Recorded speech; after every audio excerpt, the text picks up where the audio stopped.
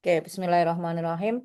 Assalamualaikum warahmatullahi wabarakatuh. Waalaikumsalam warahmatullahi wabarakatuh. Boleh sambil makan kok Pak Agus, kalau belum dahar, dahar aja dulu Pak. Tuh kayak Pak Memo itu daripada kelaparan nanti. Monggo ibu-ibu yang belum dahar juga sambil dahar nggak apa-apa nggih, santai. Karena hari Jumat kan Jumat berkah. Ya, santai. Baik, Bapak Ibu, ada Bu Romi sama Bu Ayu. Apakah sudah siap mau presentasi? Siap, Prof. Oke, let's go, Bu Ayu. Sambil menunggu Bu Ayu share screen, Bapak Ibu yang lain, apakah ada masalah? Apakah ada kesulitan-kesulitan yang terasa gitu, yang terasa apa ya, kesulitannya kayak jadi challenge sekali gitu ketika menulis? Adakah? Pak Agus, Pak Saya, Memo, Bu Sami, Bu Rom, saya, gimana Bu? saya, Prof. Gimana Bu? Kesulitannya di mana? Eh, mulai kemarin itu saya kesulitan dari judul, Prof. Tapi Mm-mm. bu kemarin jenengan bilang ini mungkin ini kalau cari judul itu banyak di sekitar kita gitu ya. Jadi Mm-mm. saya dapat pencerahan kemarin, Prof. Ini saya ambil judul tentang Oke. ini, tentang gotong royong gitu, Prof. Oke, langsung share aja Bu. Ini saya masih buka laptop baru gabung. Oh, oke, oke. Ya, kadang bahkan sesuatu yang mungkin bagi orang awam itu bukan sesuatu yang menarik, Pak, Bu. Kalau kita tahu bagaimana cara memproblematisasi sebuah masalah, itu bisa jadi sebuah judul yang menarik gitu. Misalnya, saya pernah itu mengajak eh, supervisor saya dulu, Prof. Mark Woodward dari Arizona State University. Setelah saya lulus dari Arizona, beliau di Indonesia lama gitu, bahkan tinggal di rumah kami jadi kayak anggota keluarga. Jadi saya belajar langsung dari beliau bagaimana menumbuhkan eh, sensitivitas untuk memproblematisasi sebuah fenomena gitu. Berapa tahun ya dari 2009 sampai 2009, mungkin 10 tahun lebih kami melakukan penelitian di 9 negara bersama-sama. Tapi di luar itu beliau sangat sangat peka gitu mencari sebuah celah untuk diteliti dan ditulis. Misalnya, bahkan penelitiannya nggak perlu penelitian yang seserius kita gitu. Untuk sebuah publikasi internasional ya, ya disampaikan karena bahasa beliau bahasa Inggris, tapi kalau bahasa kan kita bisa menggunakan aplikasi ya yang banyak membantu. Jadi suatu saat saya ajak ke Kebarongan ke pesantren kami kan, itu pas sedang acara wisuda Bapak Ibu. Ya bagi saya sebagai bagian dari keluarga wisuda duduk di depan lihat santri pada di wisuda, that's all gitu ya. Nothing special karena udah biasa ngeliat kayak gitu gitu kan. Tapi bagi Prof Mahfud udah tiba-tiba jadi tulisan, satu tulisan. Saya kaget. Apa yang ditulis ternyata beliau mau framing fenomena wisuda itu dengan persoalan ideologi gitu. Karena di pesantren kami tauhid yang digunakan kan Fathul Majid. Bisa kebayangkan Bapak Ibu, Fathul Majid kan sebenarnya garisnya ya garis salafi gitu, garis keras lah ya. Ibnu Taimiyah, Fathul Majid itu kan sederetan lah ya, sama dengan metamorfosisnya menjadi Muhammadiyah sebenarnya menarik diteliti. Nah, kalau di pesantren kami itu Ibnu Taimiyah, Fathul Majid, tetapi juga mempelajari fikih fikih sunnah. Nah, di dalam realitas praktek sehari-harinya, itu misalnya dalam acara wisuda itu tidak terlihat sama sekali ada diskriminasi. Jadi eh, teologinya teologi yang oleh para peneliti pada umumnya itu dikategorikan sebagai teologi yang eksklusif, mendomestikasi perempuan, teologi yang diskriminatif, teologi yang tertutup lah ya, Wahabi. Tapi kenapa prakteknya sangat inklusif gitu? Bahkan beliau kemudian menghubungkan dengan secular, secular apa istilahnya ya? Jadi dia pakai menghubungkan dengan teorinya Victor Turner tentang everyday life gitu. Jadi di everyday life-nya itu sangat sekuler walaupun ideologinya ideologi yang dalam tanda petik itu religiusnya religius yang tertutup gitu, yang eksklusif. Tapi ternyata ada kontekstualisasi ideologi yang di tanah kelahirannya menjadikan praktek-praktek yang tertutup. Ternyata di Indonesia seperti pesantren kami itu justru eh, memunculkan praktek-praktek keseharian yang inklusif. Nah, udah jadi tulisan internasional kayak gitu coba. Yang bagi saya waktu itu, "Loh, kok bisa ya Prof Mark gitu melihat itu sebagai sebuah yang unik gitu, yang unik. Karena beliau punya horizon di barat seperti apa kan. Nah, maka yang harus kita perkuat memang diskursus keilmuan sejauh ini seperti apa sehingga kita bisa melihat sebuah fenomena dan mengaitkan dengan diskursus apa dan bisa kita tulis. Gitu Bapak Ibu.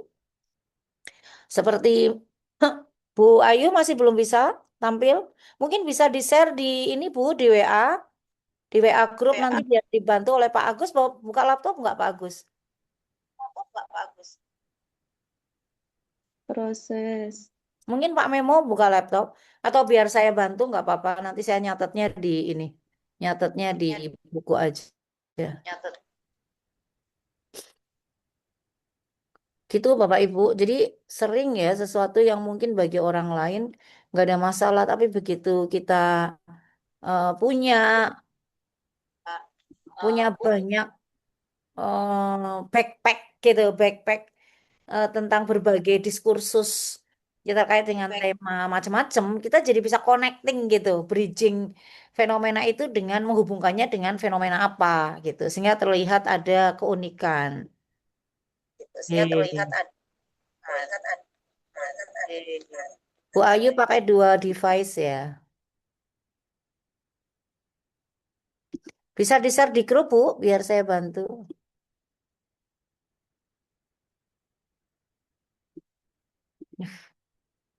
Badan saya capek sekali Pak Agus. Gara-gara ini apa ada mahasiswa bimbingan saya S3. Tapi kayaknya emang kemampuannya ya dari daerah tertinggal. Kemampuannya sangat kurang dan background keilmuannya nggak nyambung bagus. Background keilmuannya olahraga, nulis disertasi karena prodinya filsafat tentang filsafat. Jadi setengah mati kan. Saya 3 hari loh dia di tiap hari ke rumah sampai jam 11 malam gitu. Saya ikut nulis, saya ikut mensistematisasi gitu. Sampai tidur saya pun mimpinya disertasi dia. 3 hari loh Pak. Karena dilematis banget ya Bapak Ibu kalau udah kayak gitu kan. Sebagai promotor, kalau saya biarin, satu, ya nama baik saya juga. Ini biasanya Prof Inaya kalau bimbing serius, ini kenapa kok kayak gini kan otomatis orang bertanya kan. Kemarin waktu ujian kelayakan juga udah di apa istilahnya ya, wis pokoknya pengujinya itu udah itu nggak karu-karuan itu menguji dia itu hancur-hancuran lah istilahnya. Saya jadi merasa nggak enak aja gitu. Terus kopromnya juga udahlah nanti juga penguji akan tahu memang susah mau di-upgrade seperti apa. Kita ngomong A dia nerimanya Z kan gitu. Jadi enggak. Tapi pilihannya membiarkan dia seperti itu untuk ujian tertutup atau saya harus mengorbankan diri ya. Enggak ada pilihan lain toh Pak. Ya udahlah mengorbankan diri wong enggak setiap mahasiswa seperti dia toh. Jadi saya bilang, aduh sayang banget kamu laki-laki. Coba kalau kamu perempuan, udah saya suruh ngerok, udah muijet saya nih saya sampai vertigo saya bilang gitu. Baru selesai kemarin, alhamdulillah udah sampai bab 5. Jadi saya habis itu hibernasi tuh kemarin itu sampai hang itu laptop saya itu Pak. Itu waktu itu sedang ini ngerjain disertasi dia bareng-bareng. Ya udah jadi amal jariah lah. Promotor teladan. Ada, sebenarnya dibiarin juga oke, Pak. Tapi kan kasihan ya, bayangkan. Sekampung dia hanya dia yang doktor. S2 pun hampir tidak ada. Jadi saya dengar ceritanya, ya Allah.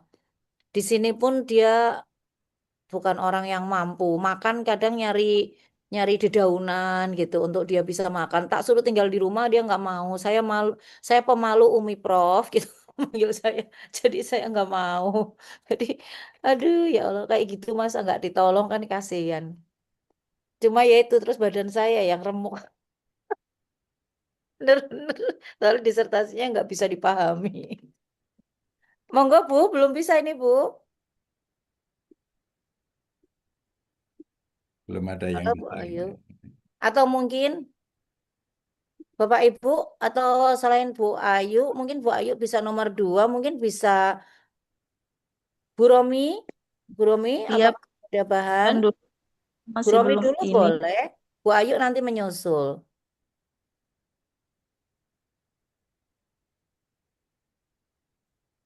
Jadi percayalah Bapak Ibu, itu nggak sulit sebenarnya kalau Bapak Ibu nanti udah terbiasa ngelihat apa aja nanti bisa ditulis. Jalan-jalan ke mall gitu ngelihat gaya kerudungnya kok berbeda ya, udah jadi tulisan tuh. Jangan-jangan kerudung itu mensimbolkan kelas sosial tertentu juga gitu atau mungkin menjadi arena kontestasi juga kan. Anak-anak muda terutama. Atau kerudungnya kayaknya oke tapi ternyata nggak sholat. Ternyata juga pandangannya tentang hubungan seksual pranikah juga sudah di luar norma yang selama ini kita pegang misalnya. Itu banyak terjadi Bapak Ibu. Itu baru isu gender, belum lagi isu-isu yang lain ya, isu-isu tentang ketimpangan sosial, isu bagaimana agama dimanfaatkan di dalam ruang-ruang politik, di dalam ruang-ruang sosial, di dalam ruang-ruang budaya gitu. Agama kan laku kalau di kita kan laku banget. Nah, itu juga menarik itu dikaji. Belum lagi agama di ruang digital ya, pergeserannya Bapak Ibu itu luar biasa loh. Kalau dulu orang mau menafsirkan itu harus kayak saya kan belajar tafsir hadis itu aduh setengah mati loh Bapak Ibu. Ilmu yang harus dipelajari kan banyak seperti di kedokteran ya Pak Agus ya. Too many things to study gitu loh on gitu untuk bisa kemudian dianggap punya modalitas untuk memahami sebuah ayat kan. Nah, sekarang di ruang digital coba. Iya kan? Bahkan orang nggak bertanya lagi rujukannya apa gitu. Jadi ada pergeseran otoritas dan struktur epistem. Jadi epistem bicara tentang sumber pengetahuan, metode itu pergeserannya udah sangat radikal itu kalau di ruang digital. Sementara anak-anak kita pengaruh, saya udah berkali-kali bicara ya Bapak Ibu isu tentang dunia virtual ini. Sementara yang paling mempengaruhi anak-anak muda kita itu kan media sosial bukan lagi kita. Jadi bisa kebayang nggak sih keagamaan anak-anak kita ke depan akan seperti apa gitu. Mereka belajarnya dari ruang digital. Siapa yang banyak muncul? Yang jelas kan bukan Pak Habibie, bukan Pak Memo, kan gitu toh yang banyak banyak digandrungi anak-anak muda di ruang digital untuk belajar agama itu siapa? Gitu. Ayo Bu Romi, Bu Ayu, halo. Oke, Prof, ini masih jaringan. Mungkin bisa dikirim di grup.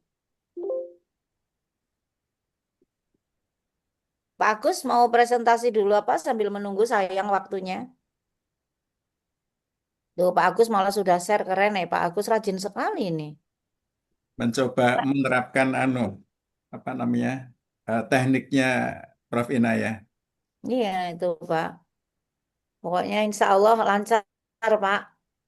Ini saya juga lagi Ini nyelesain artikel lagi mau saya lempar lagi yang backpack yang kemarin. Yuk silahkan Pak Agus.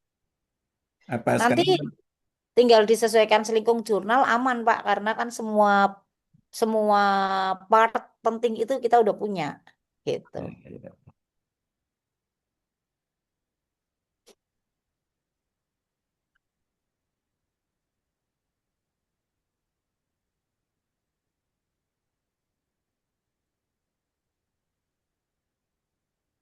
Ya. Ini nanti ada hubungannya dengan anu ya, ada hubungannya dengan disertasi ya Pak Agus ya. Ada tentang institusionalisasi. Ya, Ada. institusionalisasinya nanti. Di sini masih bicara konsep ya. Masih konsep ya. Oke, oke, good. Tapi Jadi ini tidak, menjadi sebagian part yang ada di yes, dalam betul, disertasi. betul. Ya, Silahkan Pak. Di result coba Pak. di result ya. Ya, ini literatur review, oke. Literatur reviewnya, oke. Nanti perlu di ini aja Pak. Ya. Perlu di breakdown ya, karena harus ada 3 kata kunci. Tapi mudah-mudahan sudah sesuai. Next. Wah, udah beli hampir 5.000 nih. Keren, udah Pak. Yeay. Ya, ya. Ini result Langsung jadi untuk artikel. Method, oke, nanti. Metode 5 paragraf nanti saya kirim aja Pak. Result, oke Pak. result. Result, ini kan 4 ya. 4.1-nya berarti menjawab tujuan nomor 1 ya Pak. Ya, ya. Oke, apa saja Pak kontroversi yang ditemukan? Bentuk-bentuk kontroversinya. Bentuk-bentuk ah ini saya bacakan aja ya, Prof ya. Ya, kontroversi pertama apa? Itu di paragraf 1, di paragraf 2 kontroversi kedua, dan yang paragraf ketiga kontroversi ketiga. Gitu Pak caranya. Oke, ya, ya. Yo, paragraf pertama mana Pak yang menunjukkan kontroversi apa gitu? Kontroversi yang ini ya pada ini ya. Ya, Kontroversi paragraf yang pertama. berakar pada perbedaan paradigma mengenai hubungan Islam dan ilmu pengetahuan. Kedua, kontroversi yang berkaitan dengan cara memahami hubungan antara sumber nilai Islam yang partikular dengan orientasi kemanfaatan yang bersifat universal. Ketiga, kontroversi yang muncul ketika konsep objektifikasi dibawa dalam konteks penerapan nilai Islam ke dalam praktek sosial, khususnya dalam kehidupan kelembagaan. Temuan ini menunjukkan bahwa kontroversi objektifikasi lebih banyak berkembang pada level interpretasi epistemologis, konseptual, dan praksis daripada berupa penolakan terhadap gagasan objektifikasi itu sendiri.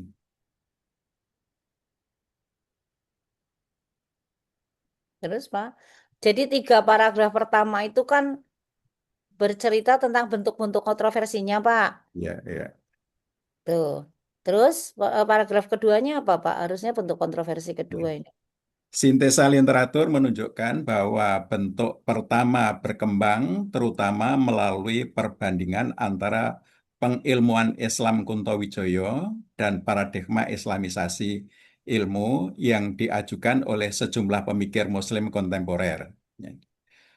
Literatur komparatif menunjukkan bahwa perbedaan tersebut tidak hanya menyangkut metode pengembangan ilmu, tetapi juga asumsi mengenai hubungan wahyu, ilmu pengetahuan, dan transformasi sosial. Bentuk kedua tampak dalam pembacaan terhadap objektifikasi sebagai proses menerjemahkan nilai Islam menuju kemanfaatan sosial yang lebih luas yang dialami beberapa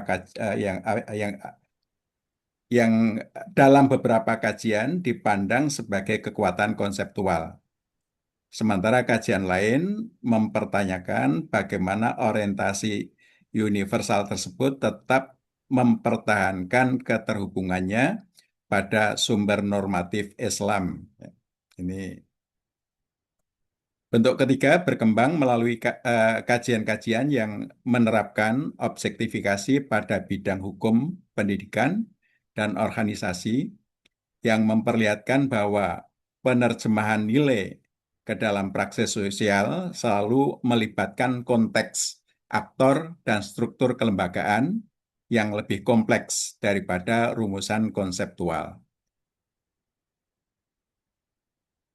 Sintesis terhadap seluruh literatur menunjukkan bahwa ketika bentuk kontroversi tersebut tidak berdiri sendiri, tetapi membentuk hubungan yang berlapis.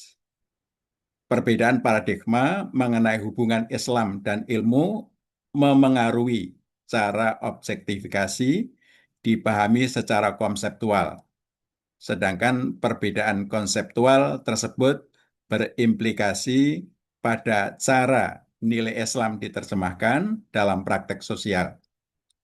Dengan demikian, kontroversi objektifikasi tidak dapat direduksi menjadi perdebatan epistemologis semata ataupun dipahami hanya sebagai persoalan implementasi. Sebaliknya, kontroversi tersebut memperlihatkan keterkaitan antara fondasi epistemologis, konstruksi konseptual, dan dinamika praksis yang membentuk perkembangan diskursus objektifikasi Islam Kuntowijoyo. Temuan ini menjadi dasar untuk menganalisis faktor-faktor yang membentuk kontroversi tersebut pada bagian hasil berikutnya. Menjawab tujuan penelitian kedua, analisis terhadap 24 sumber menunjukkan bahwa kontroversi objektifikasi Islam terutama dibentuk oleh dua faktor yang saling berkaitan, yaitu faktor epistemologis dan faktor konseptual. Faktor epistemologis berkaitan dengan perbedaan cara memaknai hubungan antara Islam dan ilmu pengetahuan. Sedangkan faktor konseptual berkaitan dengan perbedaan dalam memahami proses penerjemahan nilai Islam dan sumber normatif menuju bentuk sosial yang dapat diterima secara lebih luas. Kedua faktor tersebut tidak berkembang secara terpisah, tetapi saling memengaruhi dalam membentuk beragam pembacaan terhadap objektifikasi Islam Kuntowijoyo. Temuan ini menunjukkan bahwa kontroversi objektifikasi bukan terutama disebabkan oleh perbedaan terhadap tujuan transformasi nilai Islam, melainkan oleh perbedaan asumsi mengenai mekanisme epistemologis dan konseptual yang ditempuh untuk mencapai tujuan tersebut. Pada tingkat epistemologis, literatur komparatif memperlihatkan bahwa perbedaan utama terletak pada cara membangun hubungan antara Islam dan ilmu pengetahuan. Sejumlah kajian membandingkan pengilmuan Islam Kuntowijoyo dengan paradigma Islamisasi ilmu serta model integrasi ilmu lainnya, sehingga memperlihatkan perbedaan orientasi dalam membangun konstruksi pengetahuan. Pada tingkat konseptual, kajian mengenai objektifikasi menempatkan proses penerjemahan nilai Islam sebagai inti gagasan Kuntowijoyo, namun memberikan penekanan yang berbeda terhadap hubungan antara sumber normatif, objektifikasi sosial, dan orientasi kemanfaatan universal Kuntowijoyo. Ini dari Kuntowijoyo dan beberapa literatur yang lain. Ya. Sementara itu, studi-studi aplikatif menunjukkan bahwa ketika objektifikasi diterapkan dalam bidang hukum, pendidikan maupun organisasi, menunjukkan perlunya penjelasan yang lebih operasional mengenai mekanisme yang menghubungkan nilai normatif dengan praktis sosial. Nah, sintesa terhadap keseluruhan literatur menunjukkan bahwa faktor epistemologis dan konseptual membentuk satu rangkaian yang utuh. Perbedaan dalam cara memahami hubungan Islam dan ilmu pengetahuan, perbedaan dalam memaknai objektifikasi sebagai proses transformasi nilai. Perbedaan konseptual tersebut selanjutnya memengaruhi cara objektifikasi diterapkan dalam berbagai konteks sosial. Dengan demikian, kontroversi objektifikasi tidak hanya menunjukkan adanya variasi interpretasi terhadap pemikiran Kuntowijoyo, tetapi juga memperlihatkan bahwa setiap pembacaan membawa konsekuensi berbeda terhadap cara nilai Islam dipahami dan diwujudkan dalam kehidupan sosial. Temuan ini senantiasa menjelaskan mengapa berbagai kajian menghasilkan penekanan yang berbeda ketika membahas penerapan objektifikasi pada ranah hukum, pendidikan, maupun organisasi, dan menjadi landasan untuk memahami implikasi kontroversi tersebut terhadap transformasi nilai Islam dalam praktek sosial kelembagaan. Menjawab tujuan penelitian ketiga, analisis terhadap 24 sumber menunjukkan bahwa kontroversi objektifikasi Islam berimplikasi pada cara memahami proses transformasi nilai Islam dalam praktek sosial kelembagaan. Literatur yang dianalisis memperlihatkan bahwa objektifikasi secara umum diterima sebagai mekanisme penerjemahan nilai Islam menuju bentuk sosial yang lebih luas. Namun, ketika proses tersebut memasuki kehidupan kelembagaan, perhatian literatur bergeser dari persoalan penerjemahan nilai menuju persoalan bagaimana nilai dipahami, diwujudkan, dan dipertahankan dalam tindakan kolektif. Temuan ini menunjukkan bahwa transformasi nilai dalam praktek sosial kelembagaan tidak hanya ditentukan oleh kualitas konsep objektifikasi, tetapi juga oleh proses sosial yang berlangsung ketika nilai berinteraksi dengan aktor, aturan, struktur, dan budaya organisasi. Dengan demikian, implikasi utama kontroversi objektifikasi bukan terletak pada penolakan terhadap orientasi transformasi nilai Islam, melainkan pada perlunya penjelasan yang lebih memadai mengenai proses transformasi nilai dalam kehidupan kelembagaan. Sintesis literatur aplikatif memperlihatkan bahwa objektifikasi telah digunakan untuk menerjemahkan nilai Islam ke dalam berbagai konteks sosial.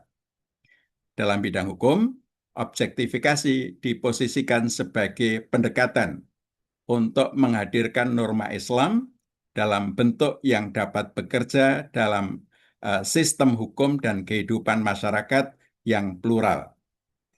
Pada bidang pendidikan dan transformasi sosial, nilai-nilai profetik dikembangkan sebagai orientasi etik bagi perubahan sosial melalui humanisasi, liberasi, dan transendensi.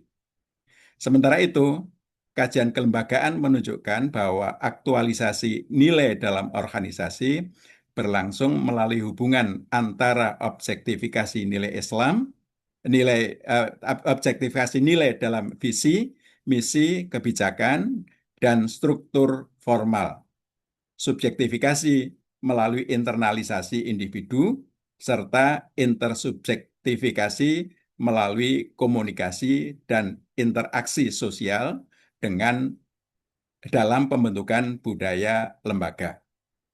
Keseluruhan literatur tersebut memperlihatkan bahwa transformasi nilai dalam praktek sosial tidak berlangsung secara seragam, tetapi selalu dipengaruhi oleh karakteristik arena sosial tempat nilai itu diaktualisasikan. Sintesis terhadap seluruh literatur menunjukkan bahwa implikasi paling penting dari kontroversi objektifikasi adalah bergesernya fokus kajian dan pertanyaan mengenai bagaimana nilai Islam diterjemahkan, menuju pertanyaan mengenai bagaimana nilai yang telah diterjemahkan itu bekerja dalam kehidupan sosial kelembagaan. Pergeseran tersebut memperlihatkan bahwa objektifikasi menyediakan landasan penting bagi penerjemahan nilai Islam ke dalam bentuk sosial yang dapat diterima secara lebih luas. Tetapi proses transformasi nilai tidak berhenti pada tahap tersebut. Ketika nilai memasuki organisasi, praktek sosial, dan budaya kelembagaan, muncul dinamika baru yang memerlukan penjelasan mengenai hubungan antara nilai, aktor, struktur, dan interaksi sosial.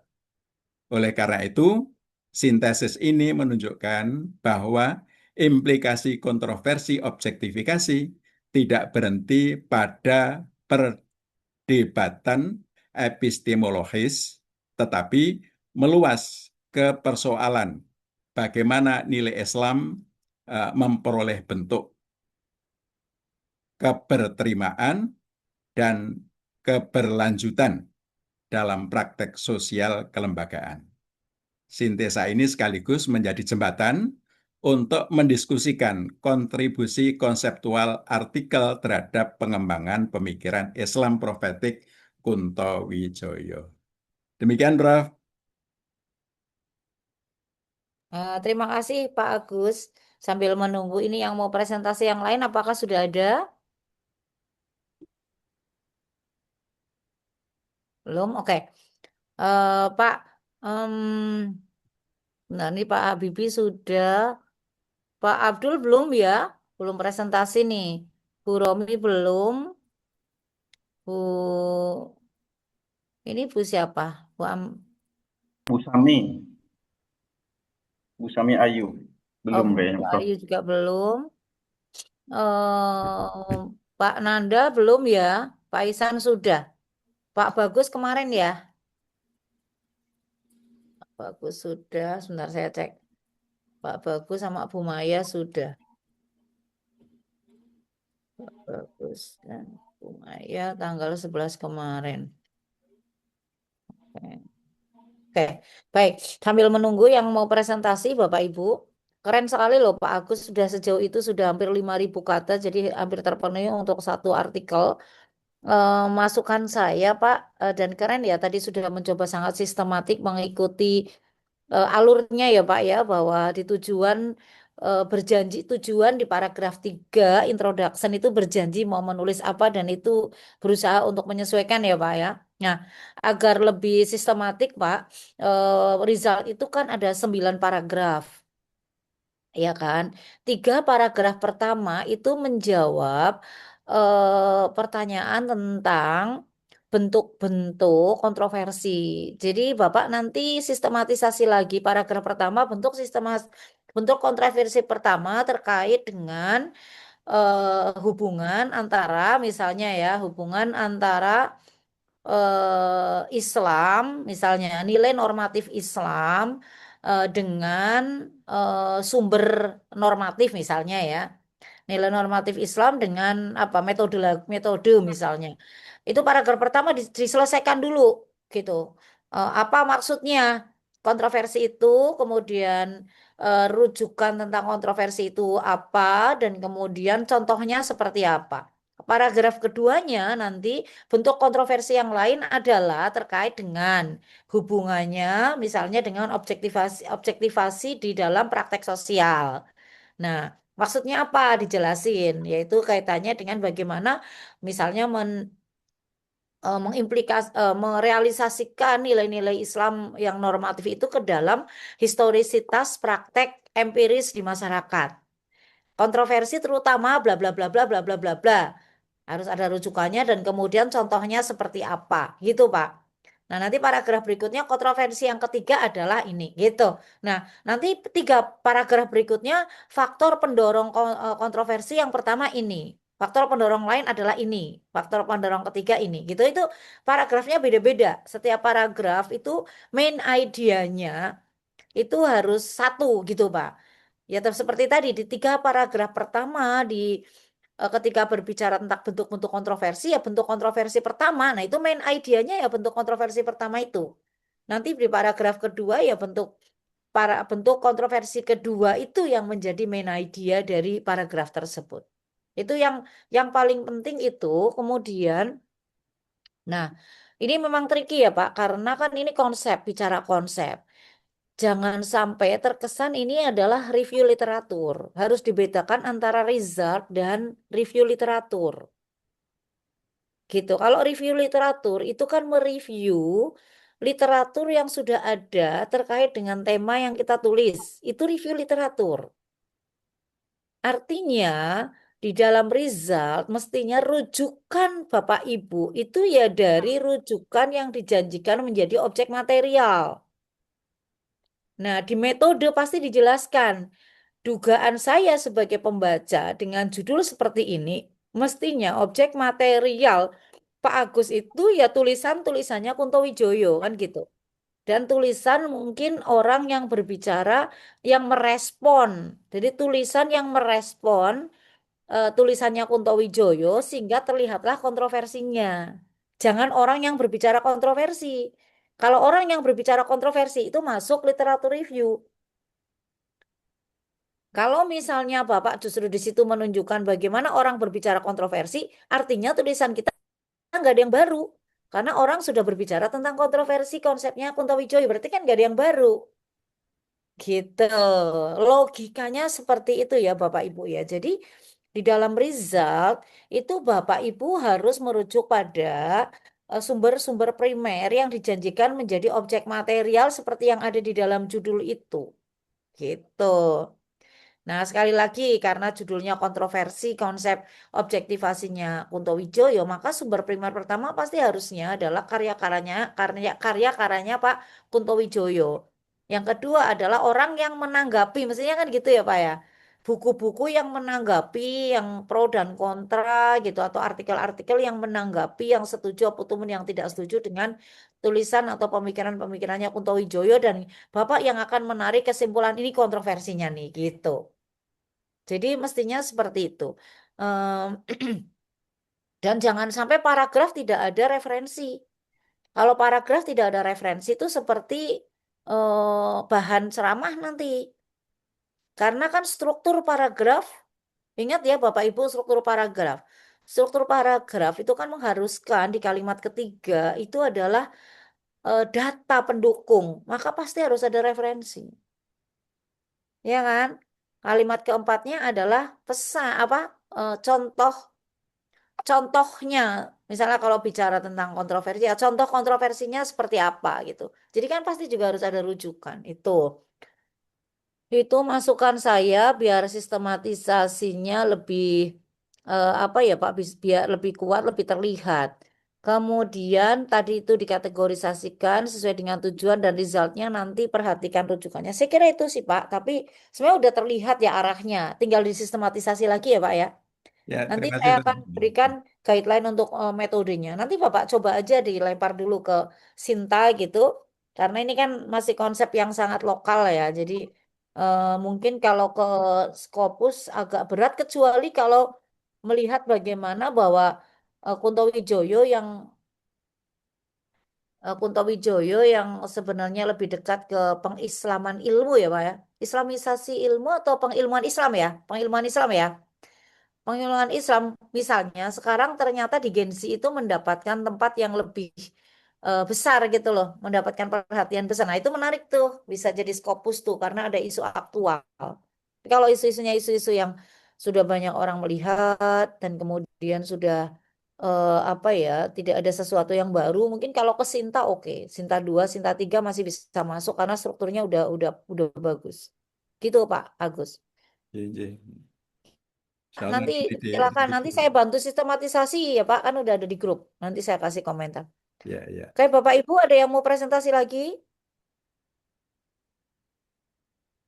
Pak Abdul mau presentasi? Saya Bu Prof, tapi Ya, belum silakan. lengkap ini. Silakan, Pak. Ini tidak sedang berlayar, Pak. Iya, sudah tidak berlayar ini. Bapak sih namanya selayar, jadi sering Iya, berlayar. berlayar. Mana tidak bisa masuk file. Di mana masuk ini? Di Apa bawah, Pak, kita itu ada gambar panah di bawah. Bapak klik. sudah saya dapat. Sudah? Sudah Ada di- share? Atau saya minta tolong sharekan. Boleh, Pak Agus bisa dibantu ya, Pak Agus? Boleh, boleh. Atau Pak Memo udah, atau Pak Habibie ada juga tuh. Pak Isan juga udah datang. Belum masih template ini. Saya ikut tanya Oke. Pak Isan kemarin. Saya dulu. Mohon koreksinya Bu Prof. Oke. Nah, kita ini masih mana lagi? Iya Pak, nggak apa-apa. Asal sering dilakukan Ya, nanti jadi mudah Pak, jadi terbiasa. mudah-mudahan si saya melangkah-melangkah ini. Iya Pak, yang penting yakin bisa Pak. Jadi nanti Ya, nulis disertasi jadi mudah. Karena udah terbiasa menulis dengan memperhatikan struktur paragraf. Itu akan sangat membantu penulisan disertasi. Karena nanti kan akan mengalir Pak. Gitu, mengalir aja. Nanti malah disertasinya kebanyakan halaman itu adanya. Karena mengalir terus.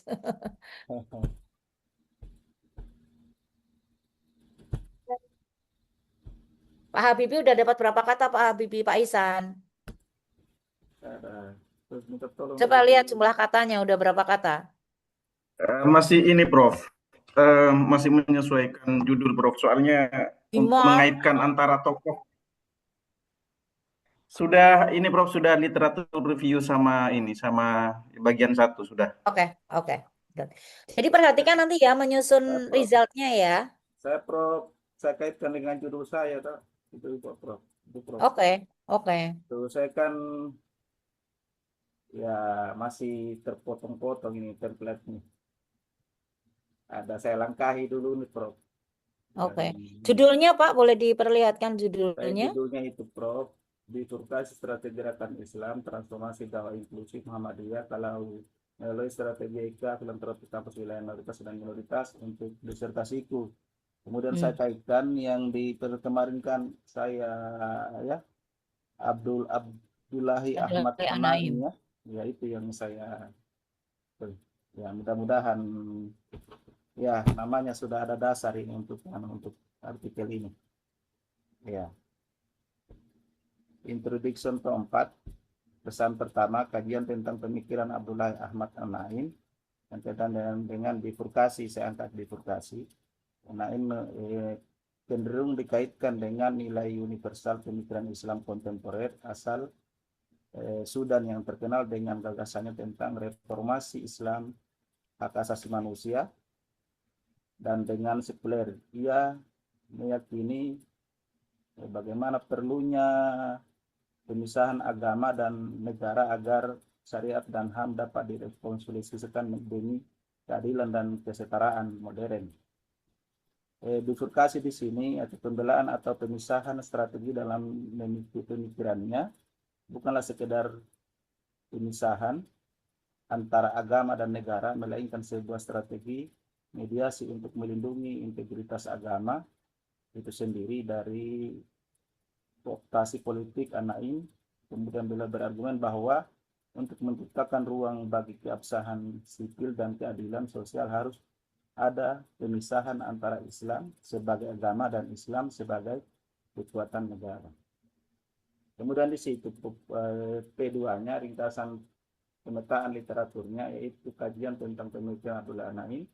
Sejauh ini dapat dikategorikan dalam 3 tema besar. Pertama, kajian yang menghubungkan pemikiran Anaim yang terinspirasi oleh salah satunya Muhammad Taha yang menggeser fokus dari ayat-ayat Madaniyah yang bersifat legalistik, politis, dan sering dianggap diskriminatif dalam konteks modern.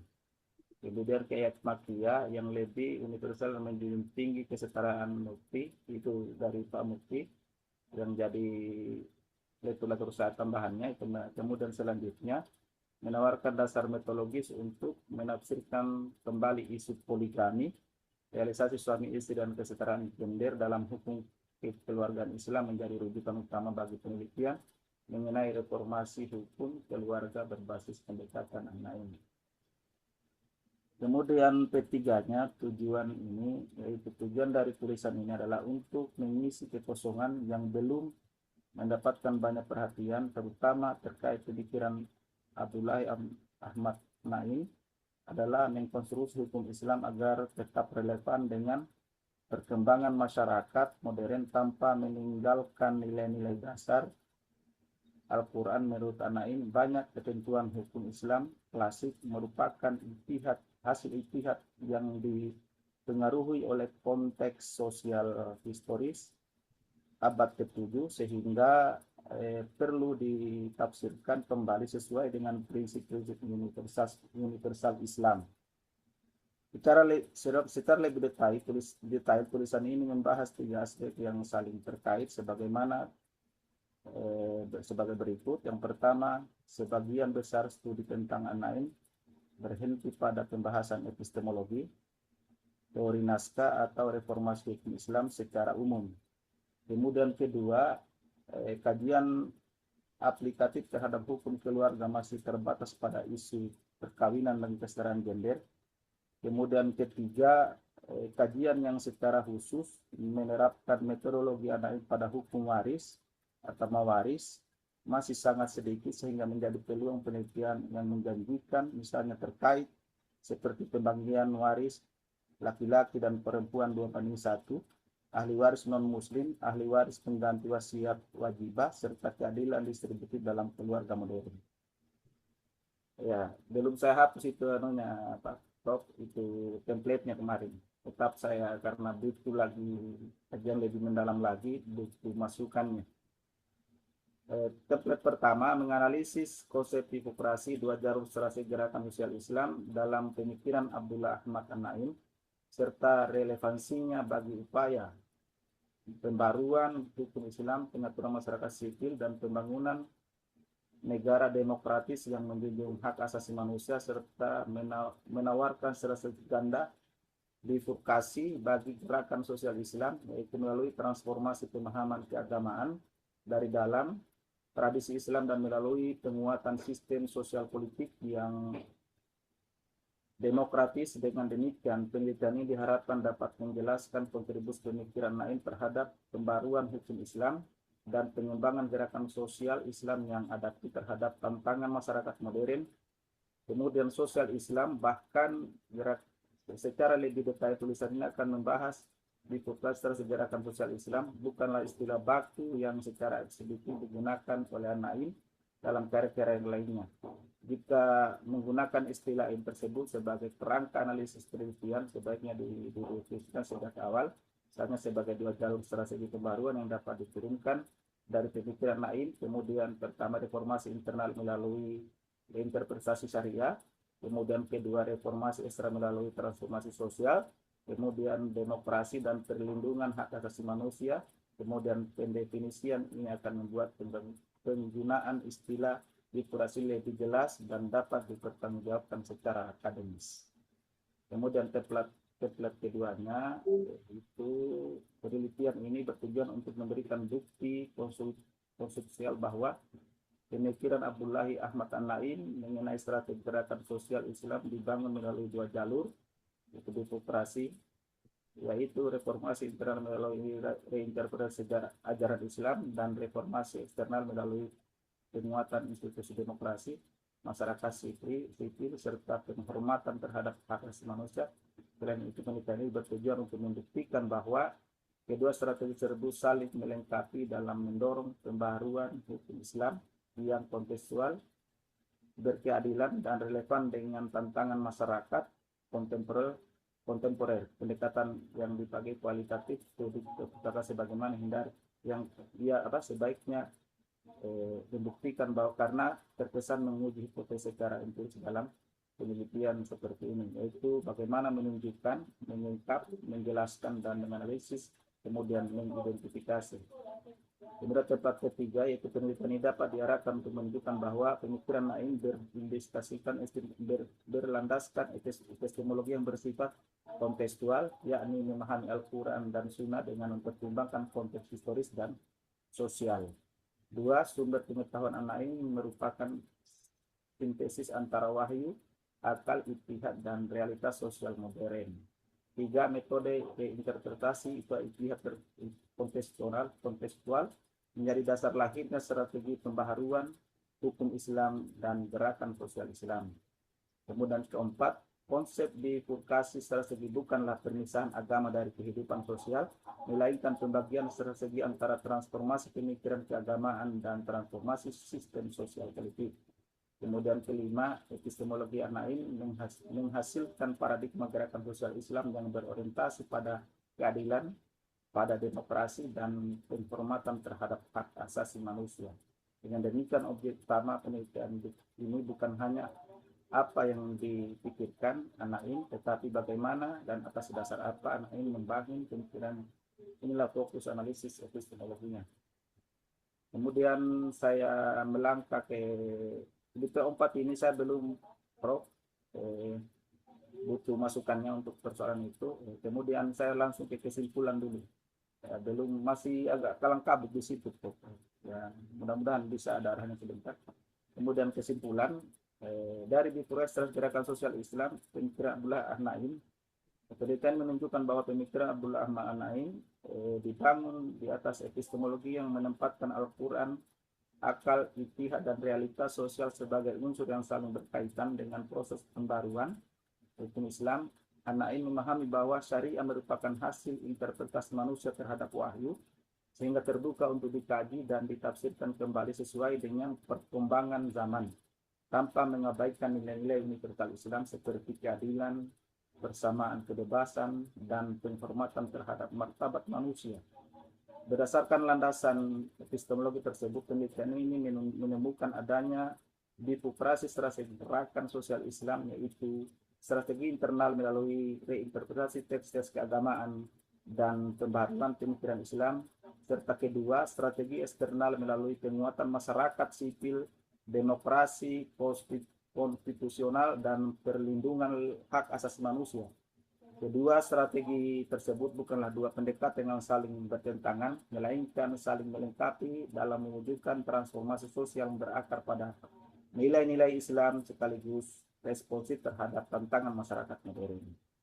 Kemudian dari perspektif epistemologi, penelitian ini menyimpulkan bahwa strategi gerakan sosial Islam menurut An-Naim memperoleh legitimasi dari metode pembacaan kontekstual terhadap sumber-sumber Islam.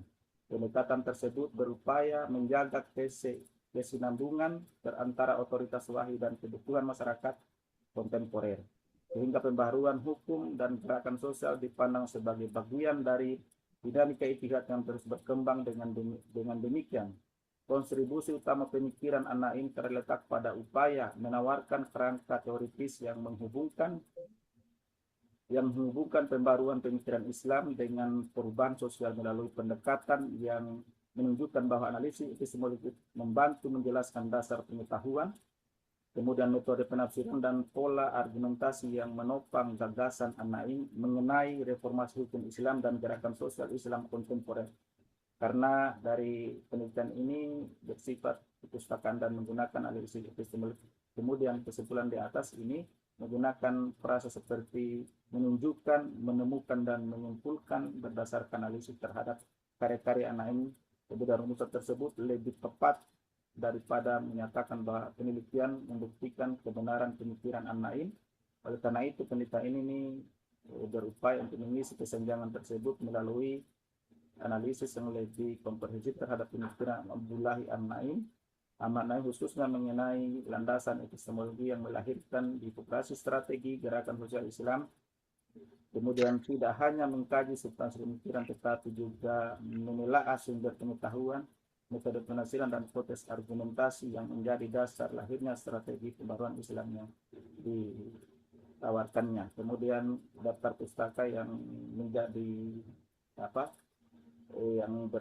yang ada hubungannya dengan pikiran An-Naim ini ada Mufti 2022, Zulhidayat 2025, 2026 Fahmi, gitu. Ada 5 yang jadi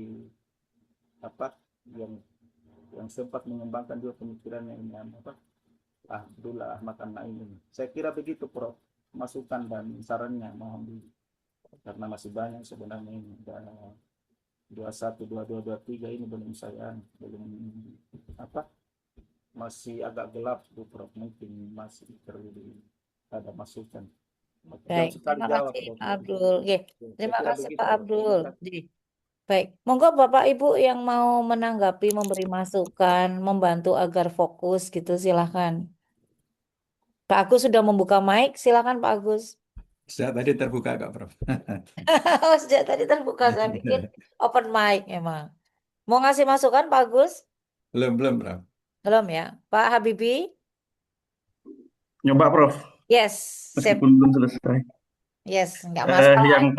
Yang pertama Prof ya, ini dari judulnya bifurkasi. Ya, Pak Abdul Dina ya.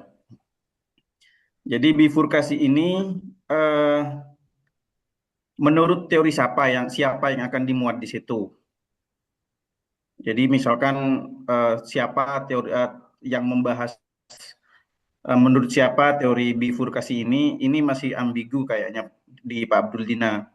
Kemudian yang kedua, di situ juga ada strategi AIK.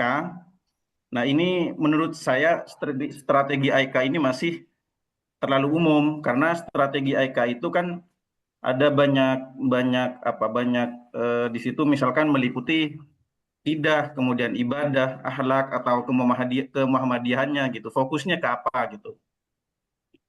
Kemudian ini berkaitan dengan topik saya sih, filantropi.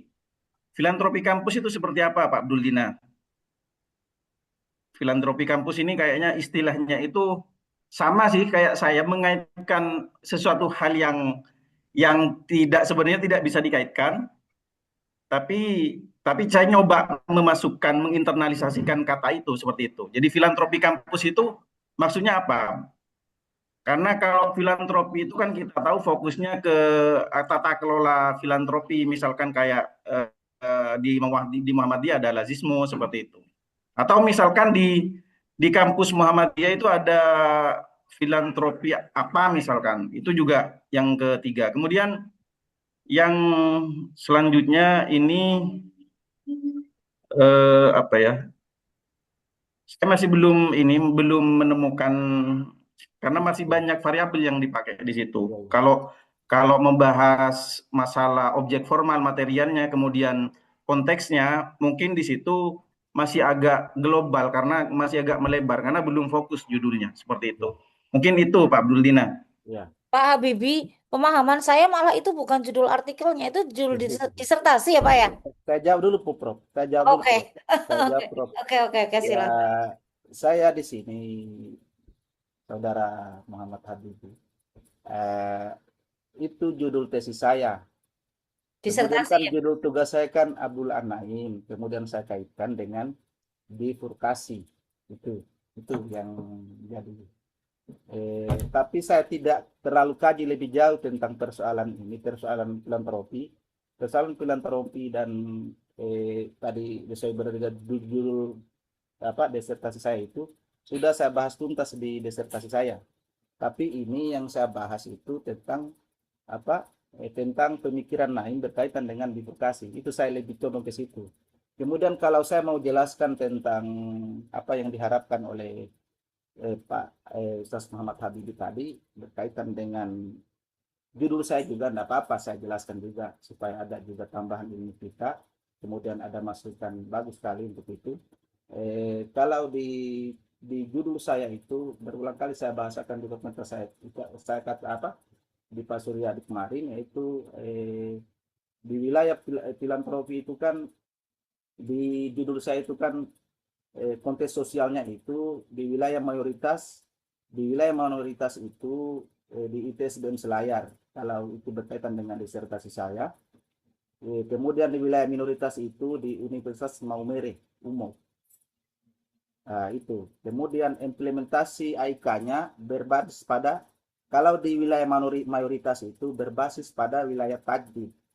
Kemudian kalau di wilayah minoritas, implementasi AIK inklusi multikultural, itu filantropi di situ. Ya.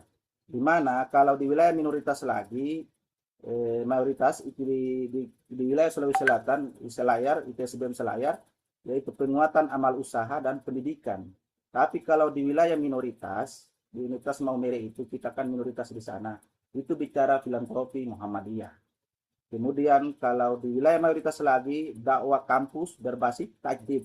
Kemudian di wilayah minoritas, dakwah kampus inklusif yang penerimaan sosial masyarakat, di mana legitimasi dan berkelanjutan institusi sebagaimana Muhammadiyah itu bisa menjadi model bifurkasi gerakan sosial Islam Muhammadiyah, yang dimana di ITSBM Selayar model tadi amal usaha Muhammadiyah, amal usaha ya. Kemudian di model kalau di amal usaha di wilayah minoritas itu lebih model filantropi inklusif Universitas Muhammadiyah Maumere, sehingga bisa dikatakan terbentuklah masyarakat Islam yang berkemajuan. Saya kira begitu, Muhammad Habibie. Saya jawaban dari saya sementara.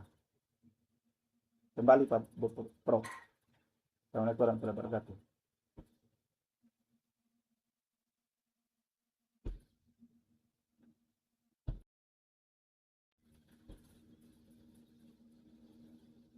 Tidak ada suaranya. Masih mute, Bro. Sorry. Ya, masih mute, sorry. Terima kasih Pak Abdul. Ternyata masih mute ya. Ya, Pak Habibie mau ada feedback dari jawaban tadi? Ya, sebenarnya sering disampaikan oleh Prof. Ina ya terkait objek formal material dan konteksnya di sini. Saya melihat dari judul Pak Abdul Dina ini ada 3 objek formal yang dimuat di situ. Ada gerakan sosial Islam, kemudian bifurkasi strategi, kemudian ada transformasi dakwah inklusif.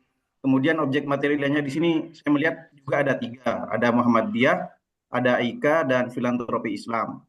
Kemudian konteksnya di sini memang ada 2, ada wilayah minoritas Muslim dan wilayah mayoritas Muslim. Nah, sesuai dengan apa yang disampaikan Prof. Inayah, Pak Abdul Dina, memang untuk artikel itu kan kita cuma terbatas 3.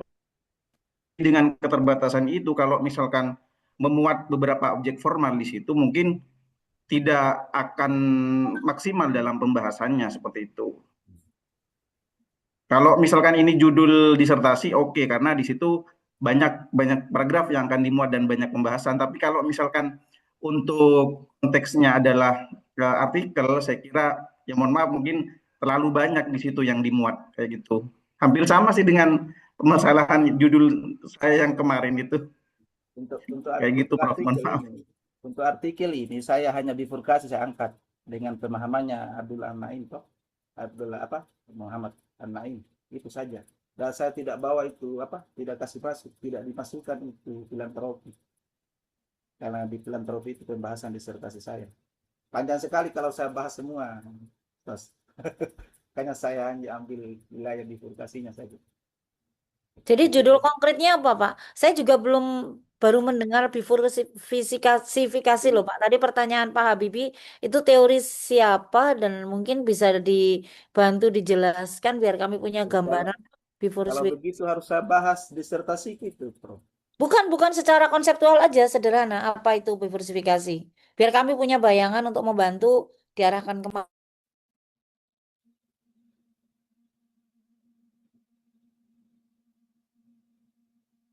Buka dulu disertasi kalau begitu. Disertasi. Intisarinya aja Pak mungkin. Apa itu kalau disertasi mestinya kan konsep inti ini apa artinya gitu ya biar kita punya bayangan. Pengertian diversifikasi apa sih Pak?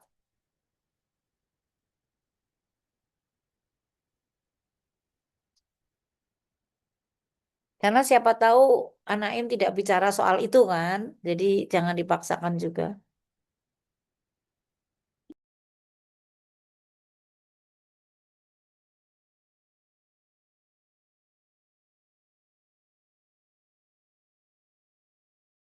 Iya, Bu Prof, berkaitan dengan bifurkasi ini kan termasuk masukan dari Prof Ahmad Takim yang bagaimana masukannya, kemudian saya bisa mengangkat judul ini tentang materi tentang judul disertasi saya ini, strategi gerakan sosial Muhammadiyah beradaptasi melalui pendekatan dakwah inklusif. Karena agak sensitif, kemarin kan agak luas, saya ambil Sulawesi Selatan di Selayar, kemudian NTT itu saya ambil di wilayah minoritas di NTT. Jadi masukannya Pak Prof Mutakin kemarin supaya lebih, bahkan dia tidak mau lagi studi komparatif tadi yang hal-hal fokus saja di minoritasnya, tapi saya tetap bilang biarlah saya ikuti itu, saya tetap ambil mayoritas dan minoritas sebagai perbandingan itu karena agak sensitif di wilayah ini, makanya dia usulkan bifurkasi ini yang agak supaya agak ala maksudnya lebih, ini kan wilayah minoritas, ya minoritas itu yang dikhawatirkan oleh Pak Prof kemarin, makanya dia bifurkasi strategi gerakan sosial Muhammadiyah agak mirip-mirip dengan apa yang sempat saya itu ada sempat dibahas juga kayak Krismu yang oleh Abdul Mukti, terus ada juga Yudi Latif, tempat itu yang menjadi referensi saya, ada 5, Prof. Ada juga dari ayahanda pimpinan pusat Haider Nasir, sempat ada kaitannya beririsan dengan persoalan ini, ya. Kayak Kristen Muhammadiyah. Kemudian sedikit juga saya bisa yang membuat saya tertarik dengan di UMPO ini, mahasiswanya itu 70% minoritas, kemudian perkuliahannya juga pembayaran UKT-nya itu dia sistem barter dengan itu juga saya membuat saya tertarik, walaupun mungkin anggapan teman-teman di Jawa sana, Sulawesi Selatan dan NTT agak jauh. Saya tidak, di penelitian saya nanti itu saya tidak akan melalui ke Makassar dulu baru saya ke NTT.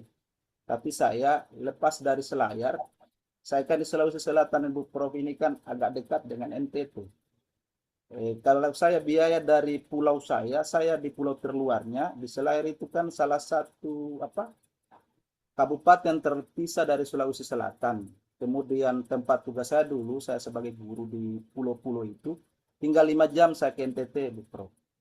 Dengan kapal-kapal, bukan kapal penny kita naiki, tapi kapal nelayan. Ya, enggak perlu itu di situ. Nah, kemudian saya tertarik dengan itu. Di ujung NTT berbatasan dengan Selayar, Sulawesi Selatan. Nah, jadi saya kan di sini perbatasan Laut Flores, makanya saya terinspirasi untuk itu. Itu yang membuat saya sehingga mau menginginkan penelitian tertantang untuk itu. Kira Oke. begitu. Baik, kita sebenarnya di sini sedang membantu Pak Abdul ya. Kira-kira artikel apa yang bisa disusun? Satu sisi terkait dengan An-Naim, yang kedua biar nyambung dengan disertasi kan gitu ya Bapak Ibu ya. Dan sebenarnya tidak harus dipaksakan An-Naim ya, bisa tokoh yang lain yang mungkin relevan. Tapi karena ini udah mengangkat An-Naim, atau Pak Ihsan ada masukan Pak Ihsan? Tidak, di Bu begini Bu Prof. Di disertasi saya itu bukan saya angkat anak ini. Enggak, Iya, iya tidak, betul, betul, tidak iya ke betul. situ. Saya Hanya ini, paham, saya ya, paham. An-Naim ini kan karena kelas ini kan ya. karena ini kan di Makanya. kelas ini. Saya Betul, kaitkan saja, saya betul. tidak mau membahas tentang filantropi, tentang Mm-mm. Muhammadiyah, saya hanya bahas tentang bifurkasi secara umumnya, kemudian saya kaitkan dengan pemikirannya An-Naim di sini. Ya betul, ya, ya. Ya, Karena kalau maksud saya seperti itu. ya, saya begitu, Bro. Ya, maksud saya juga seperti itu, Pak, karena tokoh Prof, yang masuk dalam kategori susah pemikiran Islam dipaksakan ini kontemporer kadang. ya. Ya, Iya, bisa juga sebenarnya tokoh yang lain gitu ya, iya. asal sesuai dengan. Nah, Tapi kalau saran saya mungkin di antara kata kunci Bapak ini kan kalau saya baca di judul tadi itu kata kuncinya adalah sebentar, Pak Abdul Dina. atau saya Ada kirimkan juga ini, gerakan. Prof KBP, Prof, saya kirimkan juga disertasi saya kalau begitu supaya bisa. Oh, nggak apa-apa, Pak. Ini Ya, bukan saya kelas. kirim. Nanti aja, Pak. Nanti ada kelas Ya, ya, klinik proposal disertasi. supaya Kita supaya bisa bicara di sana. ya, Untuk kelas ini, mungkin kata kunci yang bisa Bapak pakai itu gerakan sosial Islam. ya, ya, Jadi ya, mungkin hubungkan An-Naim, kerangka pikir An-Naim untuk melihat gerakan sosial Islam, gitu. ya. Jadi misalnya nih, formasi gerakan sosial Islam dalam perspektif An-Naim. An-Naim, tapi Ah, kerangka teorinya, misalnya kerangka teori An-Naim, dia kan punya teori tentang, misalnya ya, yang dikenal tentang An-Naim itu kan misalnya tentang civic reason, tentang nalar kewarganegaraan, atau Islam rasional lah, katakanlah. Karena menurut beliau itu kan Islam harus sesuai dengan HAM lah, intinya gitu ya. Makanya beliau kan salah satu yang membuat kontroversial kan idenya tentang secular state kan di bukunya, bahwa negara itu harus sekuler gitu agar bisa menjawab isu-isu modern seperti HAM, kurang lebih seperti itulah. Terlepas dari pro dan kontra, mungkin Bapak bisa menghubungkan bagaimana sebenarnya gerakan sosial Islam itu formatnya harus seperti apa gitu. Kalau kita merujuk pada konsep-konsep Abdullahi An-Naim tentang misalnya tentang nalar kewarganegaraan. Karena kalau menurut An-Naim eh, kebenaran itu penentunya itu bukan hanya negara, tapi kebenaran itu harus ditentukan oleh banyak orang, bahkan termasuk misalnya kebenaran tentang Islam itu juga harus mendapatkan konfirmasi, misalnya ya harus didiskusikan lah dari berbagai agensi gitu, bahwa setiap warga negara berhak mengajukan nilai-nilai agamanya untuk dijadikan sebagai hukum negara. Itu kalau kaitannya dengan state ya misalnya. Sehingga perdebatan itu untuk sampai kepada kebenaran itu harus bersifat rasional, harus mendengarkan banyak pihak. Kalau dia kan begitu, kurang lebih. Nah, jadi gerakan sosial yang gerakan sosial keagamaan itu kalau dalam perspektif misalnya ya civic reason atau Islam rasional yang dikonseptualisasikan oleh Abdullahi An-Naim harus seperti apa? Apakah seperti gerakan sosialnya NU? Apakah seperti gerakan sosialnya Muhammadiyah? Atau bahkan mungkin yang sejalan dengan konsep-konsep yang ditawarkan Anaim, jangan-jangan HTI misalnya loh ya, pasti tidak HTI lah ya, karena beliau kan mengkritik negara yang berbasis agama ya. Menurut beliau agama itu ya harus didesakralisasikan dari nilai-nilai agama, misalnya seperti itu. Nah, jadi gerakan sosialnya harus gimana dong, misalnya. Nah, itu juga bisa. Menurut saya itu akan sangat membantu nanti untuk menganalisis disertasi, setidaknya melihat perspektifnya Anaim. Jadi gerakan sosial itu idealnya seperti apa? Kalau dalam perspektif konsep-konsep yang ditawarkan oleh Anaim, itu bisa. Atau yang kedua, kalau mau nanti kerja bareng dengan Pak Agus, untuk masuknya ngeliat dulu aja kontroversi pemikirannya Abdullahi Anaim di Indonesia. Nah, gitu. Bagaimana orang melihat gitu pro dan kontra, terutama apa pikiran-pikirannya tentang secular state itu ya, tentang negara sekuler demi otentik. Jadi agar agama itu otentik, itu negara jangan ikut ngatur-ngatur, karena harusnya warga negara yang ngatur agama itu harus seperti apa, jangan diatur oleh negara. Kira-kira kan sebenarnya bagus banget gitu loh. Kalau Anaim kan sebenarnya begitu toh maunya toh. Jadi jangan negara yang kemudian menentukan mana agama yang dianggap benar gitu loh. Kebenaran itu harus datang dari bawah kan kira-kira kayak gitu. Nah, makanya harus sekuler negara itu. Jangan berbasis agama karena nanti agamanya jadi tidak sakral lagi kira-kira kayak gitu. Nah, tapi bagaimana pro dan kontra pemikiran Abdullahi Anaim di negara seperti Indonesia yang mayoritas itu adalah komunitas yang beragama dan kebetulan mayoritas juga Muslim, 80% lebih. Bagaimana melihat konsep negara sekuler karena ada pandangan bahwa agama itu harus menjadi way of life termasuk di dalam politik kan gitu. Nah, terus bagaimana itu tabrakan-tabrakannya? Nah, nanti bisa bareng-bareng nulis dengan Pak Agus, mengikuti template-nya Pak Agus aja. Gitu, Pak. Kalau saran saya itu lebih mudah. Bisa bicara sedikit lagi, Prof. Kenapa, Pak? Bisa saya masukkan berbicara berpendapat sedikit lagi itu persoalan. Boleh silakan, tentu saja, Pak. Saya terlalu terhanyut dengan dengan judul kan itu waktu kita dibahasakan teman-teman juga atau saya mungkin yang salah atau bagaimana kita kaitkan ini antara judul kemudian dengan apa yang kita upload tentang pembagian tugas ini. Kemudian saya kaitkan makanya saya pilih bifurkasi karena kaitkan dengan waktu itu kan kaitkan dengan disertasi Anda itu, atau saya yang salah dengar atau salah bagaimana sehingga saya ngotot untuk ini dipaksakan sebenarnya untuk akhirnya saya mengambil satu kesimpulan bifurkasi tetap kaitkan tidak akan terlepas dari itu karena berbicara tentang bifurkasi bicara berarti membagikan sesuatu menjadi dua cabang atau dua bagian, itu maksud dari bifurkasi itu. Dua cabang atau bagian ini itulah judul disertasi saya yang mayoritas dan minoritas. Makanya saya ambil pendengar bifurkasi kemudian ketika satu masukan juga untuk disertasi saya nanti ke depan kemudian tidak ada terjadi hal-hal yang tidak diinginkan ketika saya melakukan penelitian di wilayah minoritas itu saya kira begitu, Prof.